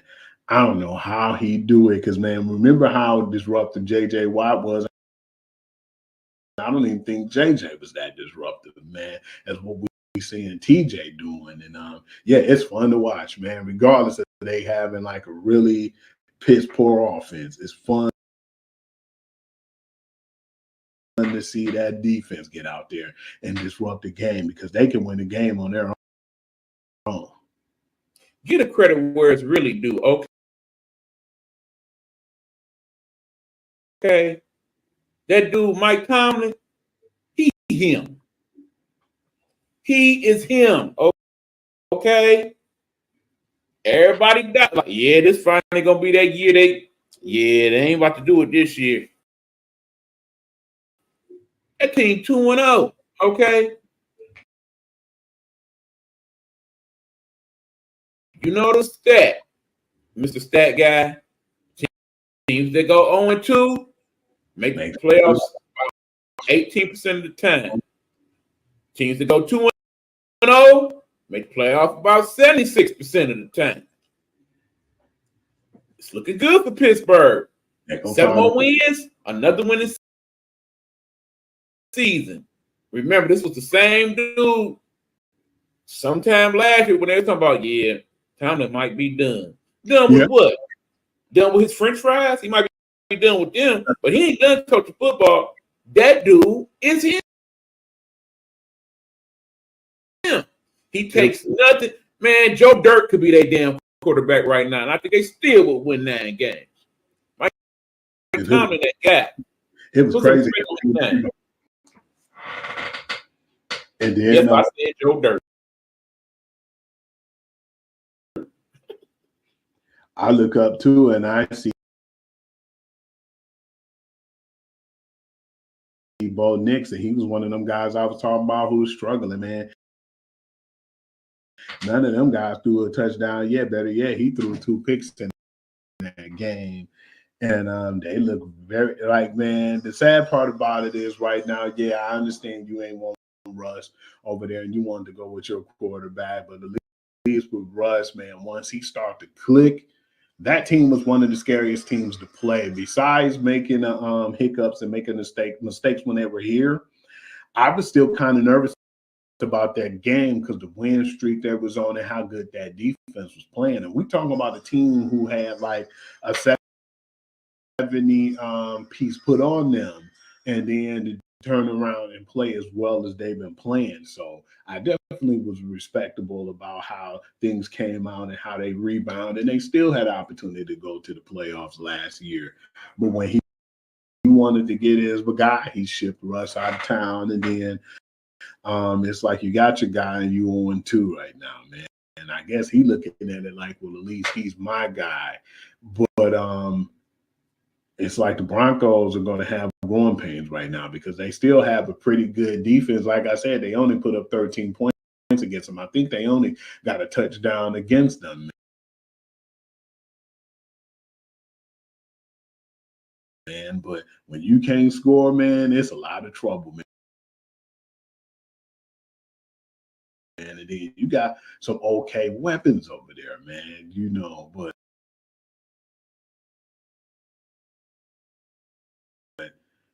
it's like, but you still can't get no touchdowns right now. So hopefully, you know, Bo Nix can do a little better and start to develop. But yeah, they've been looking real stagnant over there, man. Remember, they got 2 games against the Chargers, 2 games against the Raiders. Mm-hmm. See what they looking like. And, of course, 2 games against the Chiefs. It might be a longer season in Bronco country than we thought. Yes, sir. Very much so. I want to move on to the next game right here. This was like one of the games of the week. What I liked about this game was the fact that it was a lot of the words going on. You know, Britt was talking a lot of stuff, you know, when it came to Xavier Worthy.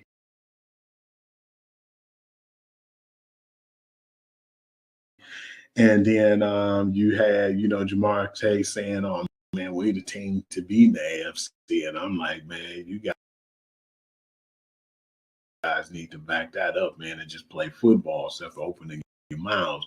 Let your game, you know, do the talking. Joe didn't look that bad the game. Joe Burrow looked actually pretty good. He looked almost like his regular self. And Patrick Mahomes made some crazy decisions, like a couple of picks in the game. Nope.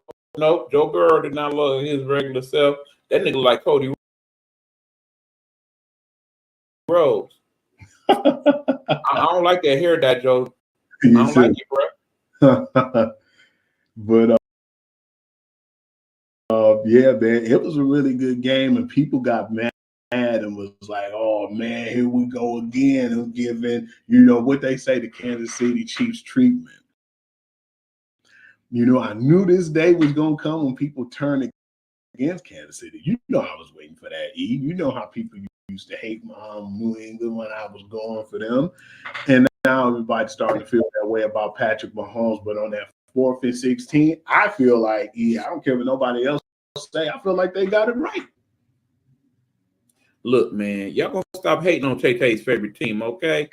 I understand part of y'all hate that because every time you look up, they're showing Tay-Tay. That's one thing. But on the other hand, they the champs, 2-time champs. And once people get to winning, people get to hating on them. That's just how I go. But all that being said, if Mike Tomlin, as far as coaching goes, is him, then we already know who is him as far as quarterback go. Mahomes definitely is him.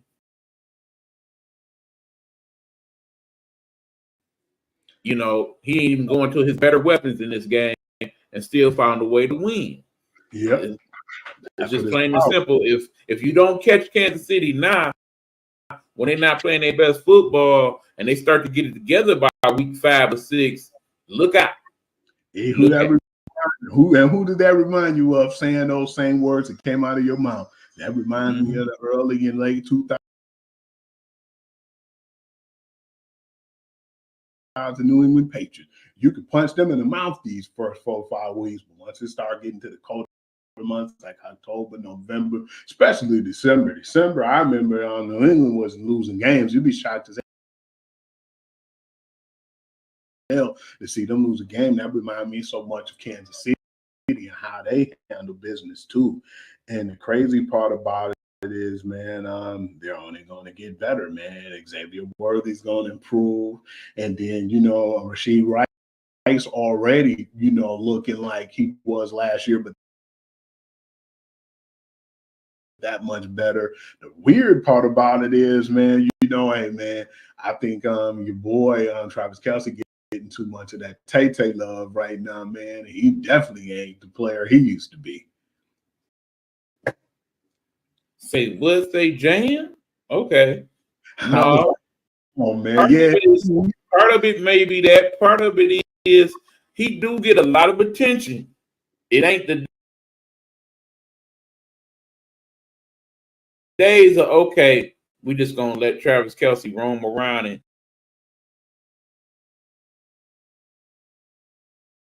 get open. Now he definitely gets that. Oh yeah, well, we definitely double teaming you. Let's see what the rest of y'all gonna do. They've been giving him a lot of bumps too, man, at the line too. It's been a lot more physical with him, man. And sometimes, when they get that physical with him, man, he ain't used to as much physicality, man. And he'd have dropped a few open passes too. He normally right now. What's gonna be interesting is for those of y'all, and I said y'all,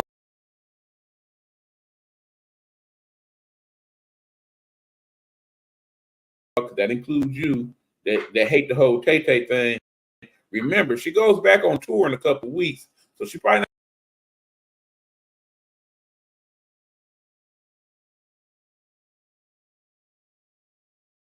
not gonna be at some of them games.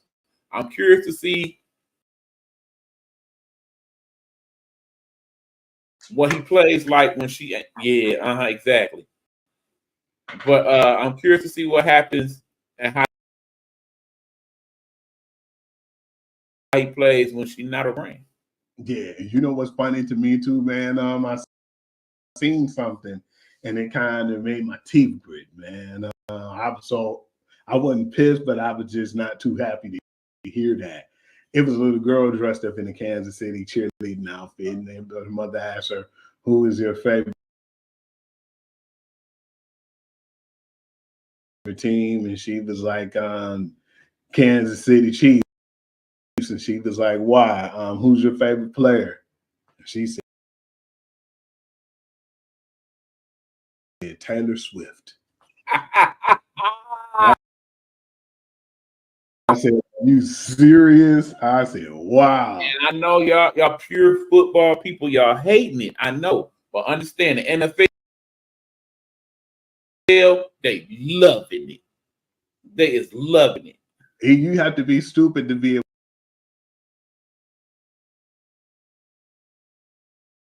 money machine like basically the NFL is and not love that, man. She's the most popular person in the world right now. So to have her interested in football right now, that is good for the Two of sport. the top 3 selling jerseys on the market right now.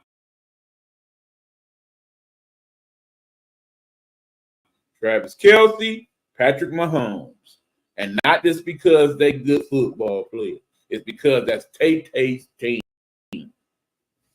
Tay-Tay's team. That's interesting. Deal with it.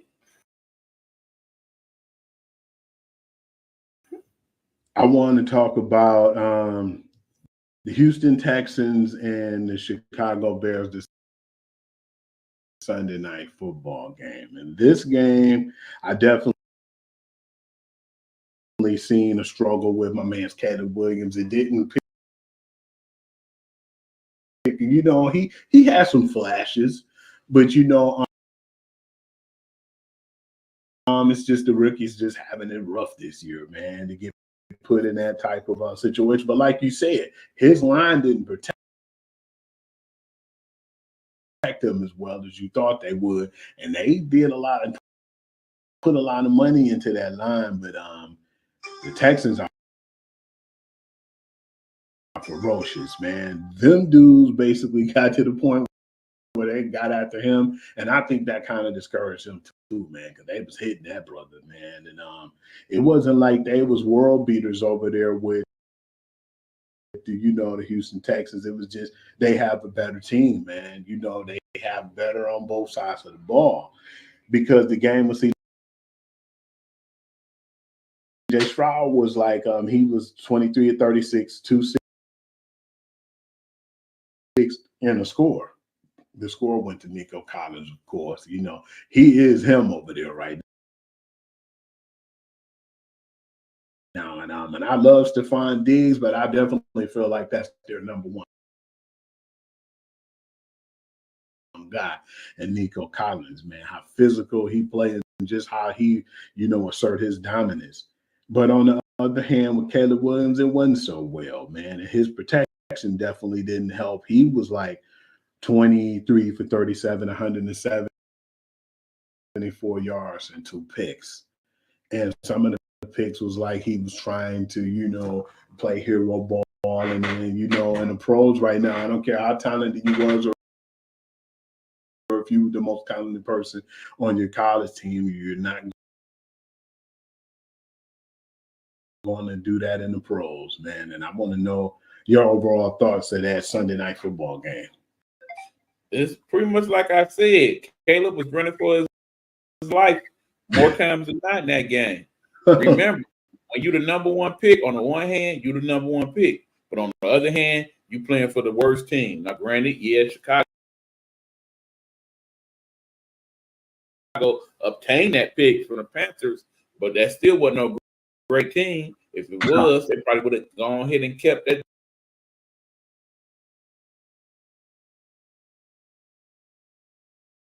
Do Justin Fields, but yeah, it's gonna be a longer season early on.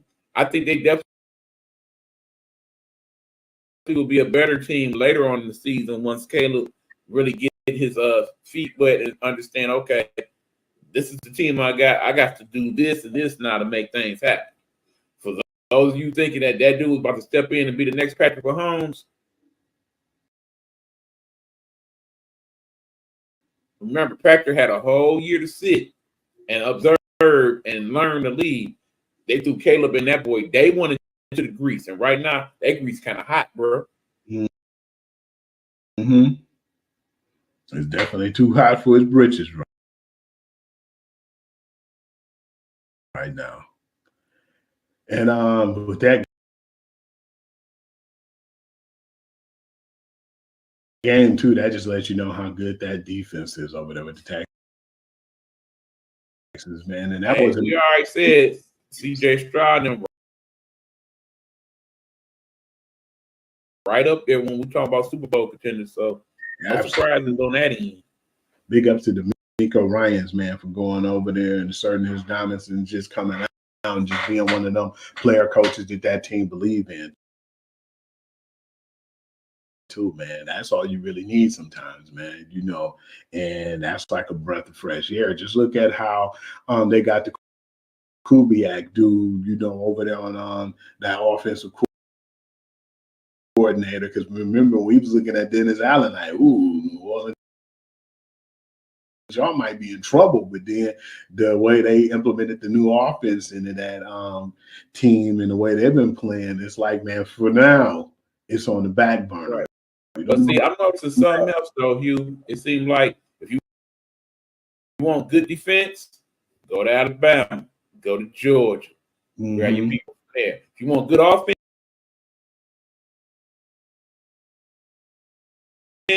go to Michigan, go to Ohio State, go to Iowa.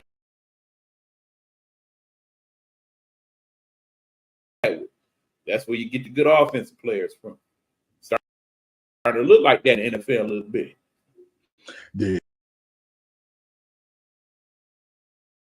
it's definitely looking like it's a trend everywhere now in the NFL. You know, we had to talk about this. We had to really save this one for last because it was the last game that came on, the Monday Night Football game. Me and you looked at it and we said the Eagles should definitely pull this off. You know, all the momentum is on their side, and it's. But then what did I say at the end, Hugh? But they can easily lose this game. This is a game. And I say, but I wouldn't be surprised if they messed around and lost. Because it was that type of week in the NFL. So it was only fitting that this game turned out like a lot of this week's games did, where the team you thought was going to win did not win. Kirk Cousins at first was looking like stagnant, but then when he started to catch his groove, he caught his groove. But the crazy part about it too was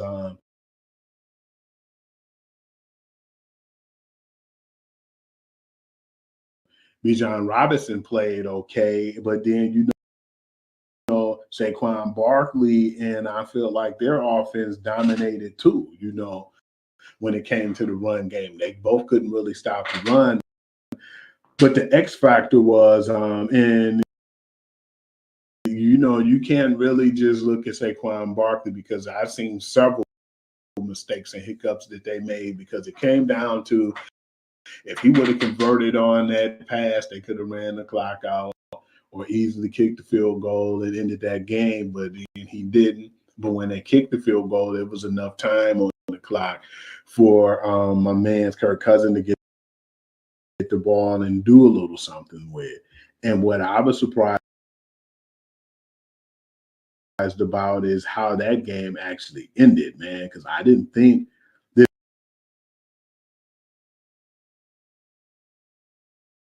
it was going to end like that. But it wasn't surprising to me because I don't look at, you know, Philadelphia Eagles defense being world beaters like everybody think. Yeah, you know, you have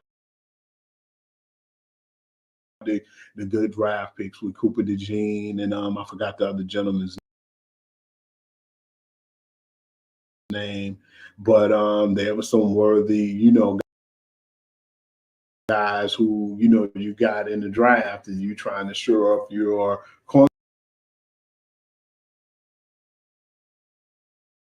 cornerback core, but then you still mention Fletcher Cox, and that's, a hard pill to swallow. You still don't have on offense Jason Kelsey, so it's some little growing pains that's going to go on too. But I just felt like with Philly, man, they still have like issues and this bearing from last season that just ain't really, connect with them this year. They're playing better, and I feel like in that game you seen flashes of,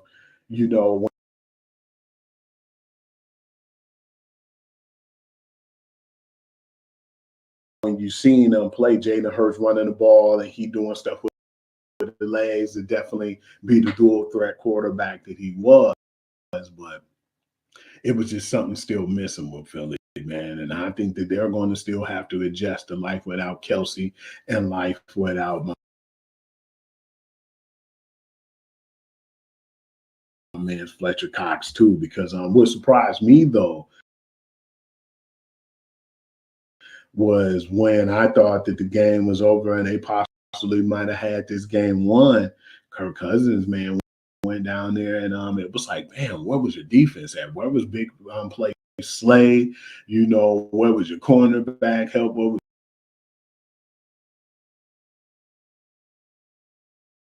your safeties? What was CJ Gardner Johnson? There's a lot of stuff going on, and I do okay.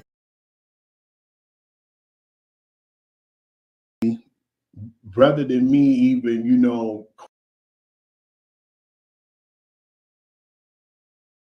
question now, I'm gonna just show you my stats, man.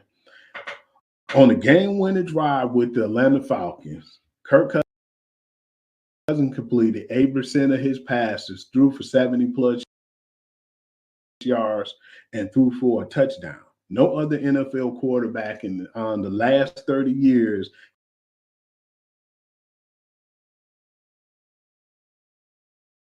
has done that on the drive to begin in the last 2 minutes. On the road with the team needing a touchdown to erase the deficit. So that was history making, man, how bad they were when it came to giving up the yards and not covering, because they already was having issues with covering, man. And you've seen that on the touchdowns that they had. The one that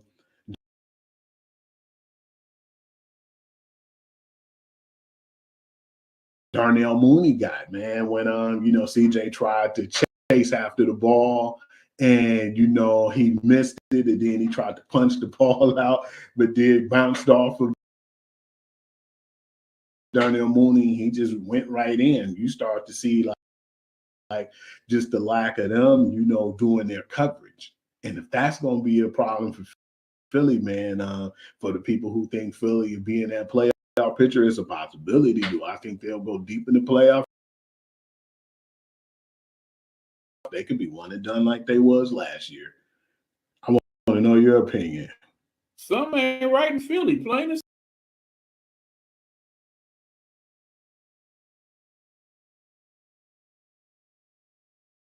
simple.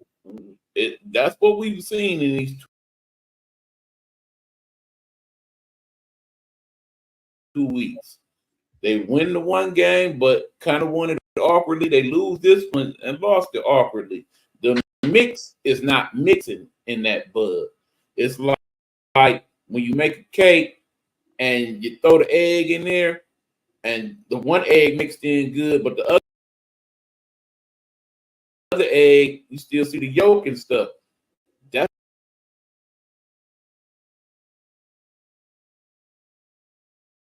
That's what's going on in Philly, man. They're not on the same page with each other. When the coach comes out and says, yeah, you're the offensive coordinator, I'm the head coach, and that's your explanation for what went on, as opposed to being a coach like Dan Campbell, grabbed another like, it was me. That was all me. I lost that game, knowing that it wasn't all Dan Campbell's fault. No. But a real coach, they stand up and take accountability. That's not going on in Philly. They on different pages. You can't be that and win. That ain't gonna work. That's not a formula that's gonna make out well.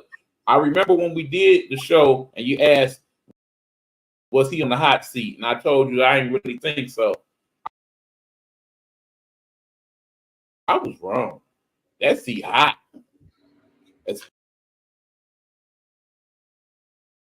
Especially in Philly. They ain't gonna put up with too much of that, buddy. Because they already Santa Claus. You already know what it is. You already know what's going on too. You got two viable coaches in Bill Belichick and Mike Vrabel, and Coach Belichick said he's having the time of his life right now. I need people to stop putting Bill Belichick's name in these things. I do not see Bill coming back. Period. You think he having too much fun doing what he's doing? That dude making buku money.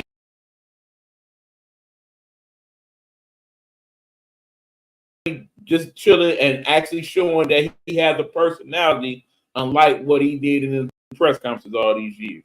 This ain't one of those situations like you got in the NBA with Coach Pop. Coach Pop probably gonna coach till the wheels fall off, and then they probably gonna throw his skeleton up there, and he's still gonna coach. I don't think Bill feel like that about it. What else do he have to come back for? He's done. He's the greatest coach of all time. He just wait for his yellow jacket. That's it.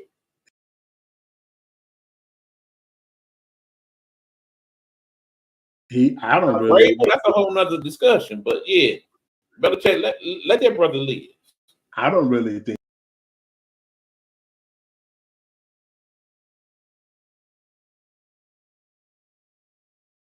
he had nothing to prove myself, but you know they're gonna bring that name up, man. Just like with the Miami Dolphins, they was already bringing up Tom name, which I think that ain't gonna happen either. But yeah, man, this is an 8-time Super Bowl winning coach, man. That's what people got to realize. He won 2 as a defensive coordinator, 6 as a head coach. What else he got to do? He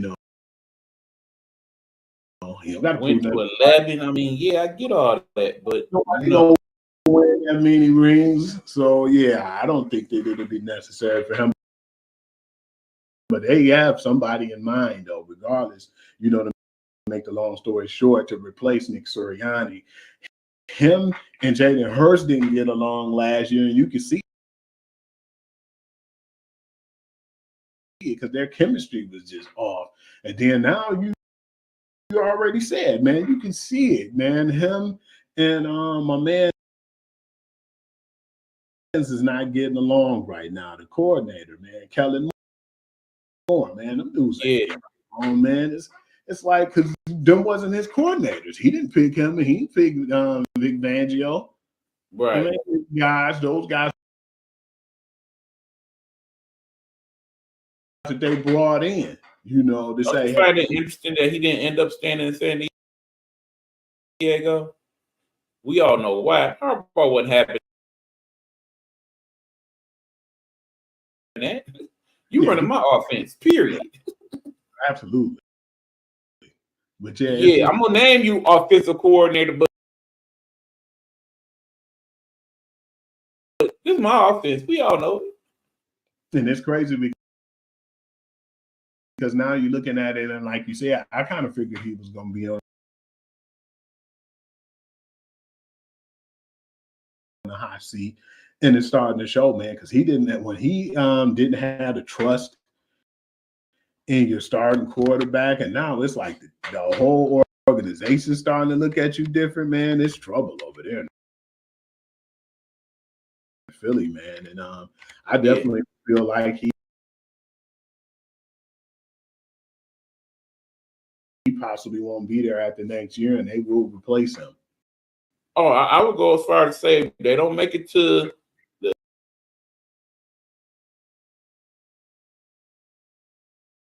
NFC Championship game, he's done. That score was just so weird. It was like, what was it, 21-20 22, and you let that big drive like man, he threw for over 70 yards in the score, man, 80%.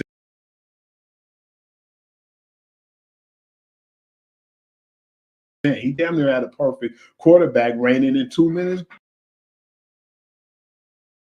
drill, man. That's, man, you don't never really hear that often, man. And that's crazy because I thought for sure at that point when it was 15-21, I said it's a possibility now that they're going to assert their dominance. I mean, we know who Kirk Cousins is at this point. He gonna win you 8 games. It's just what it is. He gonna win games you don't think he should. He gonna lose games you don't think he should. That's been Kirk Cousins' whole career. That's why he done made what he done made money-wise. Mm-hmm. He the smartest dude in the room. Got to give him credit where credit's due. I don't know how smart he is with that Michigan State education. Well, I hope they taught him how to manage money because he got a lot of it to spend if he ain't spent it already. You have to take a jab at the green. Hey, Sparty, they get a little bit of love, but not too much. Yeah, man. Hawkeyes, that's another story. I want to talk about the week 3 predictions, man. Let me know. All right, well, before we get into that, Hugh, let's take another quick commercial break. Shout out to our brother Pastor Love. Rest in peace to Mama Love, Miss Marion Love. Want to send some love and healing energy to that family as they continue to process and deal with that. Pray for strength and understanding. Amen. In the meanwhile, let's show that brother's commercial when we come back. Time for week 3 predictions here on the Sportsguru Sports Prospective. Night Network presents Pastor Sean Love. Pastor Sean Love, devoted father and husband, a residing pastor at the River Rouge Bible Assembly in River Rouge, Michigan. Join him as he gives us messages from God's Word, Bible study, and encouragement. You can find him on YouTube under Sean Love.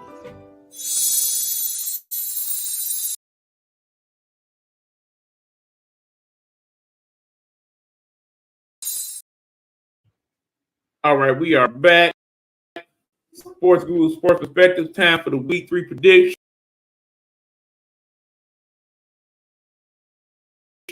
Before we get in there, Hugh, let me find a pen because I gotta start writing these things down. So next week we talk about, I had them, or I didn't have them. And for all y'all degenerate gamblers who actually keep up with these types of things, you can know what our picks was and if they make you money. So, all right, I'm ready. Week 3 predictions. Let's do it, Hugh. All right, man. Starting off the Thursday night game. It's a game you usually will say next to. But I believe it's going to be a little better than what I thought when I first seen it on paper, definitely after the first 2 weeks. The New England Patriots going to visit the New York Jets. What's the line they on that one? Jets winning, of course, by 6. They're the 6-point favor at home. And I actually take them points. I'm also going to take the points, but I got the Jets winning barely. Mm-hmm. Yeah, I'm going with the Jets. All right, now going on the road, you have the Detroit Lions playing the Arizona Cardinals, and they have us up, and we're a 3-point favor on the road. I say we bounce back. I'm going with my Lions. and I will keep it right at that 3. Yeah, I'm not gonna go any further. Los Angeles Chargers versus the Pittsburgh Steelers. They got the Steelers at home. Weird 1.5 favor at home. Pittsburgh. Is it weird though? Is it? Not really, because they've been really bad on offense. So yeah, it's not really too bad. I keep telling you that dude, him. Call me crazy, you. I'm going with them Steelers, dog. I'll take the Chargers on this one. All right. Houston, Texas, going on the road to play the Minnesota Vikings, and they have the Houston Texans the favorite by 2 points. I would definitely go with the points. So he's going with the points in the Texans. Yeah, I don't see Minnesota doing what they did last week to the Texans. I'm sorry. I got to go with them Texans, yo. Okay. This is one I like. Me like this one. 1-1 Philadelphia Eagles going on the road to play the Saints, and they had the Saints by 2.5. I'm gonna go a little bit over that one. I think the Saints win at home, but I think it's gonna be by 6. He's going Saints by 6. I'm gonna go with the Eagles. I say they bounce back. If they do win, it's because that dude Devontae Smith went off. If ever there was a time for him to step his game up to that next level, it's this game right here. Denver Broncos facing a red hot team at their own time, man. They on 2 and they play a 2-0 team, and at home too after coming off a big win against us. The Tampa Bay Buccaneers, they have them by 6.5 points, and I'm gonna go with the points on this one. Man, the Buccaneers have a very favorable schedule this year. That's why before I said Atlanta winning that division, I'm starting to really rethink that. I told that you. Bucs team looking kind of good. Definitely going with the Buccaneers on this. Green Bay Packers versus the Tennessee Titans on the road. Wow, surprisingly, they got Tennessee by 1.5, and I'm gonna go with actually Green Bay on this one. Man, who's gonna be the quarterback for the Packers this week? Malik Willis again. Revenge game. Jesus, I didn't think about that. Revenge game. They might have Packers and everything ready for him on this one. But yeah, I definitely got Green Bay for sure. Damn, that's one to look out for. Anytime touchdown, Willis, most definitely. He got a point to prove, man, because he was salty the way they took him out of town, and it didn't make sense to us when they drafted Will Levis. But yeah, it's time to put up a shut up right now, young Malik. New York Giants against the Cleveland Browns, and I'm gonna take the Cleveland Browns with the 6.5 points at home, brother, because they might look like that Chicago White Sox team this year in the NFL. What are your thoughts on that? Man, I know one thing. You're going to talk about this game next week. Let something monumental happen. I ain't going to have nothing to say because I ain't watching this. I ain't wasting my viewing hours watching a bit of this game. You know I got the Browns. You already know. Chicago Bears on the road versus the Indianapolis Colts, and they have the Indianapolis Colts by 1 point favorite, but I'm going to go with Chicago because right now, just how poor they've been playing with the Colts, man, you got to prove me wrong. I'm actually going to go with the Colts, but that being said, I think this is going to mess around and be an actually good game for both of them young quarterbacks. I think that's actually going to be a game worth watching. I'm glad that weather's not going to be a factor because they're in Indianapolis. We still got to consider too, Edith, regardless of how we feel, even though if they're not playing as well as we thought that they would right now in Indianapolis, that brother Anthony Richardson technically still is a rookie his damn self. Very true. But like I said, at times he shows us some amazing things. If they win that game, it's because he's going to do a couple more of them amazing things. That dude got that cannon. He do got a rocket launcher. Okay, this is one you ain't gonna like, and normally you would say next to Carolina Panthers versus the Las Vegas Raiders. and they have the Raiders by 5, and I'm gonna go a little over on the points, but I'm gonna go with the Vegas Raiders. You already know what I done said, Hugh. 0-17. You already know what my pick is every time with them. We can move on. Miami Dolphins on the road after the emotional situation with, my man's Tua, and they're facing the Seattle Seahawks. This one right here, they have the Seahawks by 4-point favorite, but I'm actually go with the Dolphins on this one, man, because I don't really feel like Seattle's done enough to convince me yet, so I'll go with Miami. I'm going Seattle because you said it's in Seattle, right? Mm-hmm. The 12th man is a factor in that game, You know especially against a quarterback that's a backup. I'm going with Seattle. Ain't no 12th man over there no more. I think they don't have that 12th man advantage like they used to. But still, I think on the road without a quarterback too, Seattle be able to probably pull it off. But I'm gonna just go with the upset on that one. And I'm going Seattle. All right, check this one out, E, man. This might be one that interests you, man. I want to see what time. Oh, yeah, I'm going to definitely be getting my popcorn or my Doritos or whatever. I'm going to get ready for this game. You ready? Baltimore Ravens on the road against the Dallas Cowboys. And they have right now the Baltimore Ravens as the favorite by a point. I'm going to go with the points on that one. I'm going to go with Baltimore on the road. Remember, before last week, the Cowboys had won 16 straight regular season games. There's a stat for that ass. Yeah. Are they gonna lose back-to-back games at the crib?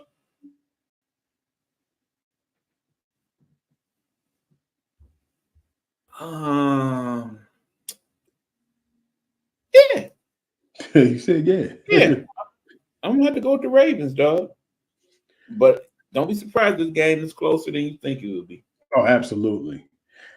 Crazy thing is this too. This is a game that usually be really close too, man, and it's a good rivalry game, even though with all the injuries. But at the same time, I'm gonna just choose wisely on this one. I'm not gonna probably take the points, E, but this is the San Francisco 49ers versus the Rams on the road, and they had the 49ers by a touchdown favor. But you know what? That possibly could be the case, E. Yeah, I'll go with the points on that one. You said they playing the Rams? Niners. Okay. Rams 2 beat up. No Cooper Kupp, no Puka Nacua against the 49ers. Come on, bro. This one's gonna shock you somewhat, E. But I want to see this game to see how this team rebound because I thought it was a fluke and just poor management on the Eagles. But yeah, man, I want to see how this team play against the Super Bowl reigning defending champions.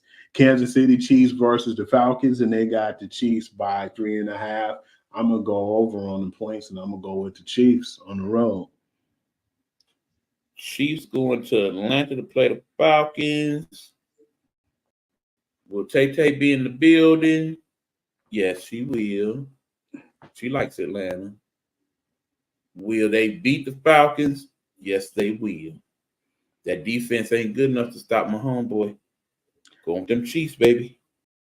Oh, yeah, E. You know, man, this is heaven on earth for me, man. Lord's will. I definitely want to make sure when we do go out tomorrow, man, I grab me some extra snacks, man, because, you know, I'm going to be all in on this one. If I go crazy on the snacks Sunday, man, I want to have a rebound on Monday because this is time for really good festive Monday.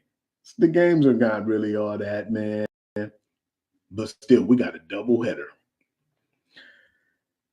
Jacksonville Jaguars versus the Buffalo Bills. And they had the Buffalo Bills winning this by 5. They're the 5-point favorite. Jags against the Bills, huh? You know what? I'm going with the any given Sunday scenario here, and I'm going with the Jags. No other reason than that, because we look at these things logically, and then week 2 happens. We got to have something crazy happen in week 3. I think that might be it. I'm going with that. I saved the best for last because this is where my prediction is going to shake what you're saying right now. The Washington Commanders against the Cincinnati Bengals, and I'm going to actually say I'm not taking the points for Cincinnati because it's 7.5, but I still think it's going to be. I'm going to go with the Commanders by 3. I too am going with the Commanders. Same reason as the last game. I just have a feel for it. Not to mention Joe Burrow and them, they still not quite on pay, particularly with the running game. Running game definitely needs to do better if they're going And to miss Joe Mixon, man. And the crazy part about that it is, they do. I And didn't, be right for that matter. I didn't really get into depth about it, but I definitely want to talk a little bit about it before we get off the air. If something ain't right with Jamar Chase and that team, man, and it's already to the point he already feel like he don't trust that organization because he wanted to get his money over the summer like they said he was, and he didn't get it. Did you just say something ain't right with Chase and that team and then turn around and say what the reason is that it ain't right? That's what it is. And then, you know, Every wide receiver in the NFL worked they something and got paid this season, but this dude. All of them. Every last one of them, E. And they feel like because he had another year on his contract, they made it 5, or he had 2 more years they didn't want to give him. They gonna mess around and pay Marvin Harrison Jr. right now. He gonna lose it. Oh, yeah, for sure. Because it's like you can tell in that game when he went off on Burrow, I said, yeah, he definitely ain't happy because, you know, he's usually a laid back, mild mannered guy. But when he felt like he didn't get the call he deserved, he blew up. And then when Burrow was trying to calm him down, he pushed him off and kind of got at him. And I said, yeah, it's something that's ready to stir up in there, man. And I think that's going to bubble all season to the point to where he probably lead that team, man. I wouldn't be surprised if that be the case. Man, Lamar Chase gonna look real good in Pittsburgh next year. That's all I'm saying. Oh man, that'd be a slap in the face too. Wouldn't you say? They need the receiver, and they got the money too right now. It ain't like exactly. That's why I said it. And then think about, man, they could get a quarterback, whether free agency or they could get one through the draft and get him money wise. Yeah, things looking good for Pittsburgh right now. That black winner keep winning, exactly. All right, E, that's enough of what I had to say as far as the sports, man. Is there anything else that you wanted to add right quick? Well, I thought about throwing that in the mix, but you've chosen not to speak on it. Fuck it, I'm going to go there anyway. Okay. We didn't talk no college, but a couple things of note. One, after the game last week, with Arkansas State, Michigan looked at the tape and they've determined that they are going to switch at quarterback and go with Orgy. Your thoughts on that? I actually feel like that's a good move because I feel like we didn't have a quarterback in the first place with the guy that we put out there and the product that he put out there. So, yeah, I think it was time for a change already, man. And, you know, most times when I talked and I said, man, if you're not ranked, I don't really want to talk about you. But then, you know, I had to contradict myself because remember I told you the characteristics of Shedeur Sanders, man, because when he called out the team, he said basically he didn't really too much care about what happened at first when, you know, he wasn't getting the protection that he deserved. And they made sure that they took that to know and they went with it because Colorado State talks so much trash, man, leading to the game. And he was clean. I only think he got 1 sack, man. And rather than just him doing the interview after having a good game, he had the whole O-line in there, him and Travis Hunter. And I just felt like that was good as far as the leadership standpoint with him, man. And that was actually pretty good for him to do that with that team. And that shows his character. And that can go a long way with the season, man, because they already probably didn't have confidence in themselves as a line. But for them to step up and step to the occasion after being called out, because a lot of people feel like it was immature that he did that. But, man, sometimes as a leader, you have to do that, man. And I feel like he made the right call for putting them in there and having them in the actual conference room as well and talking and basically letting you know without them, there's no me. So yeah, man, I want to know your thoughts about him just basically in his leadership role. After You know, in pros, there's a name for such a meeting. They call that the good old players only meeting. You know how them things go. Oftentimes they have those meetings, and then suddenly teams start to play extremely well, and you wonder what happened. And then later on is revealed, okay, but we had a players only meeting, and we held people accountable. And pretty much that's what happened there. As far as what happened at the end of that game, which is what a lot of the talking heads brought up early on in the week, with Shador not shaking the hand of the opposing quarterback and letting him know in all uncertain terms that, yeah, you was running your mouth. That's why I ain't trying to show that. Talk to me now. Talk to the hand, because I ain't trying to hear it.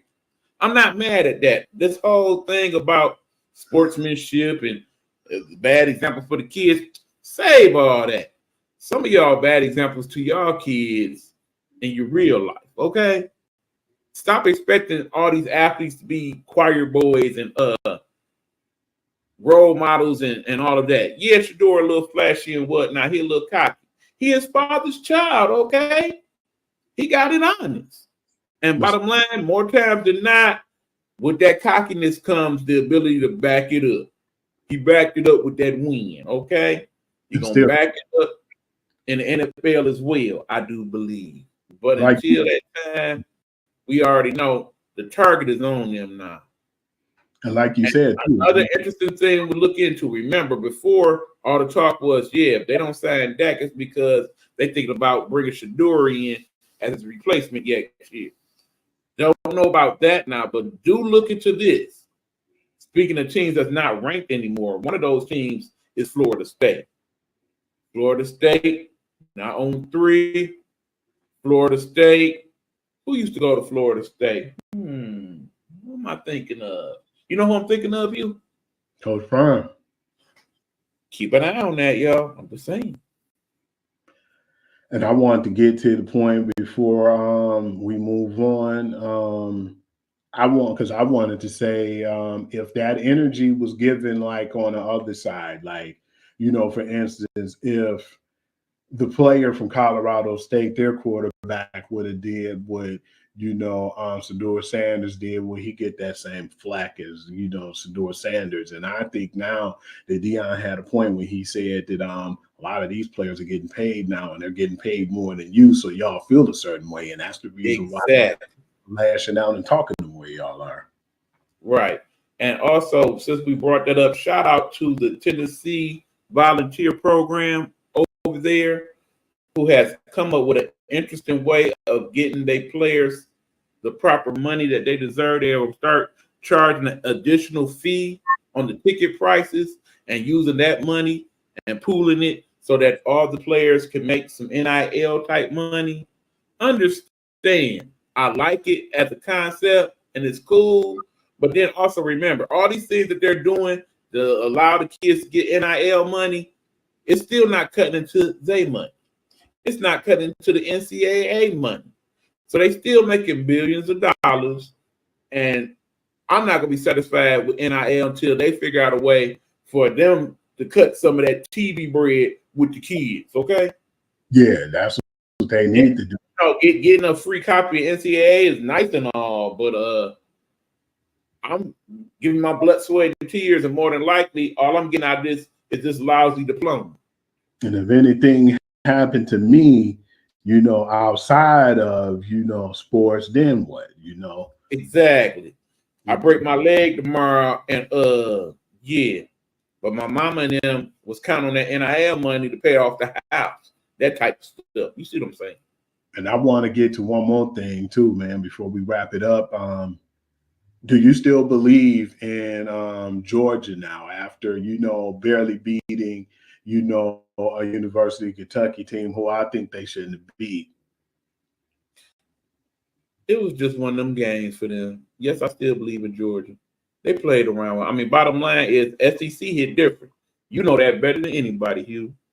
A SEC game, period, is different than any other game in college football, regardless of who the two teams is. I'm going to tell you. They on this level and everybody else a little bit here or there.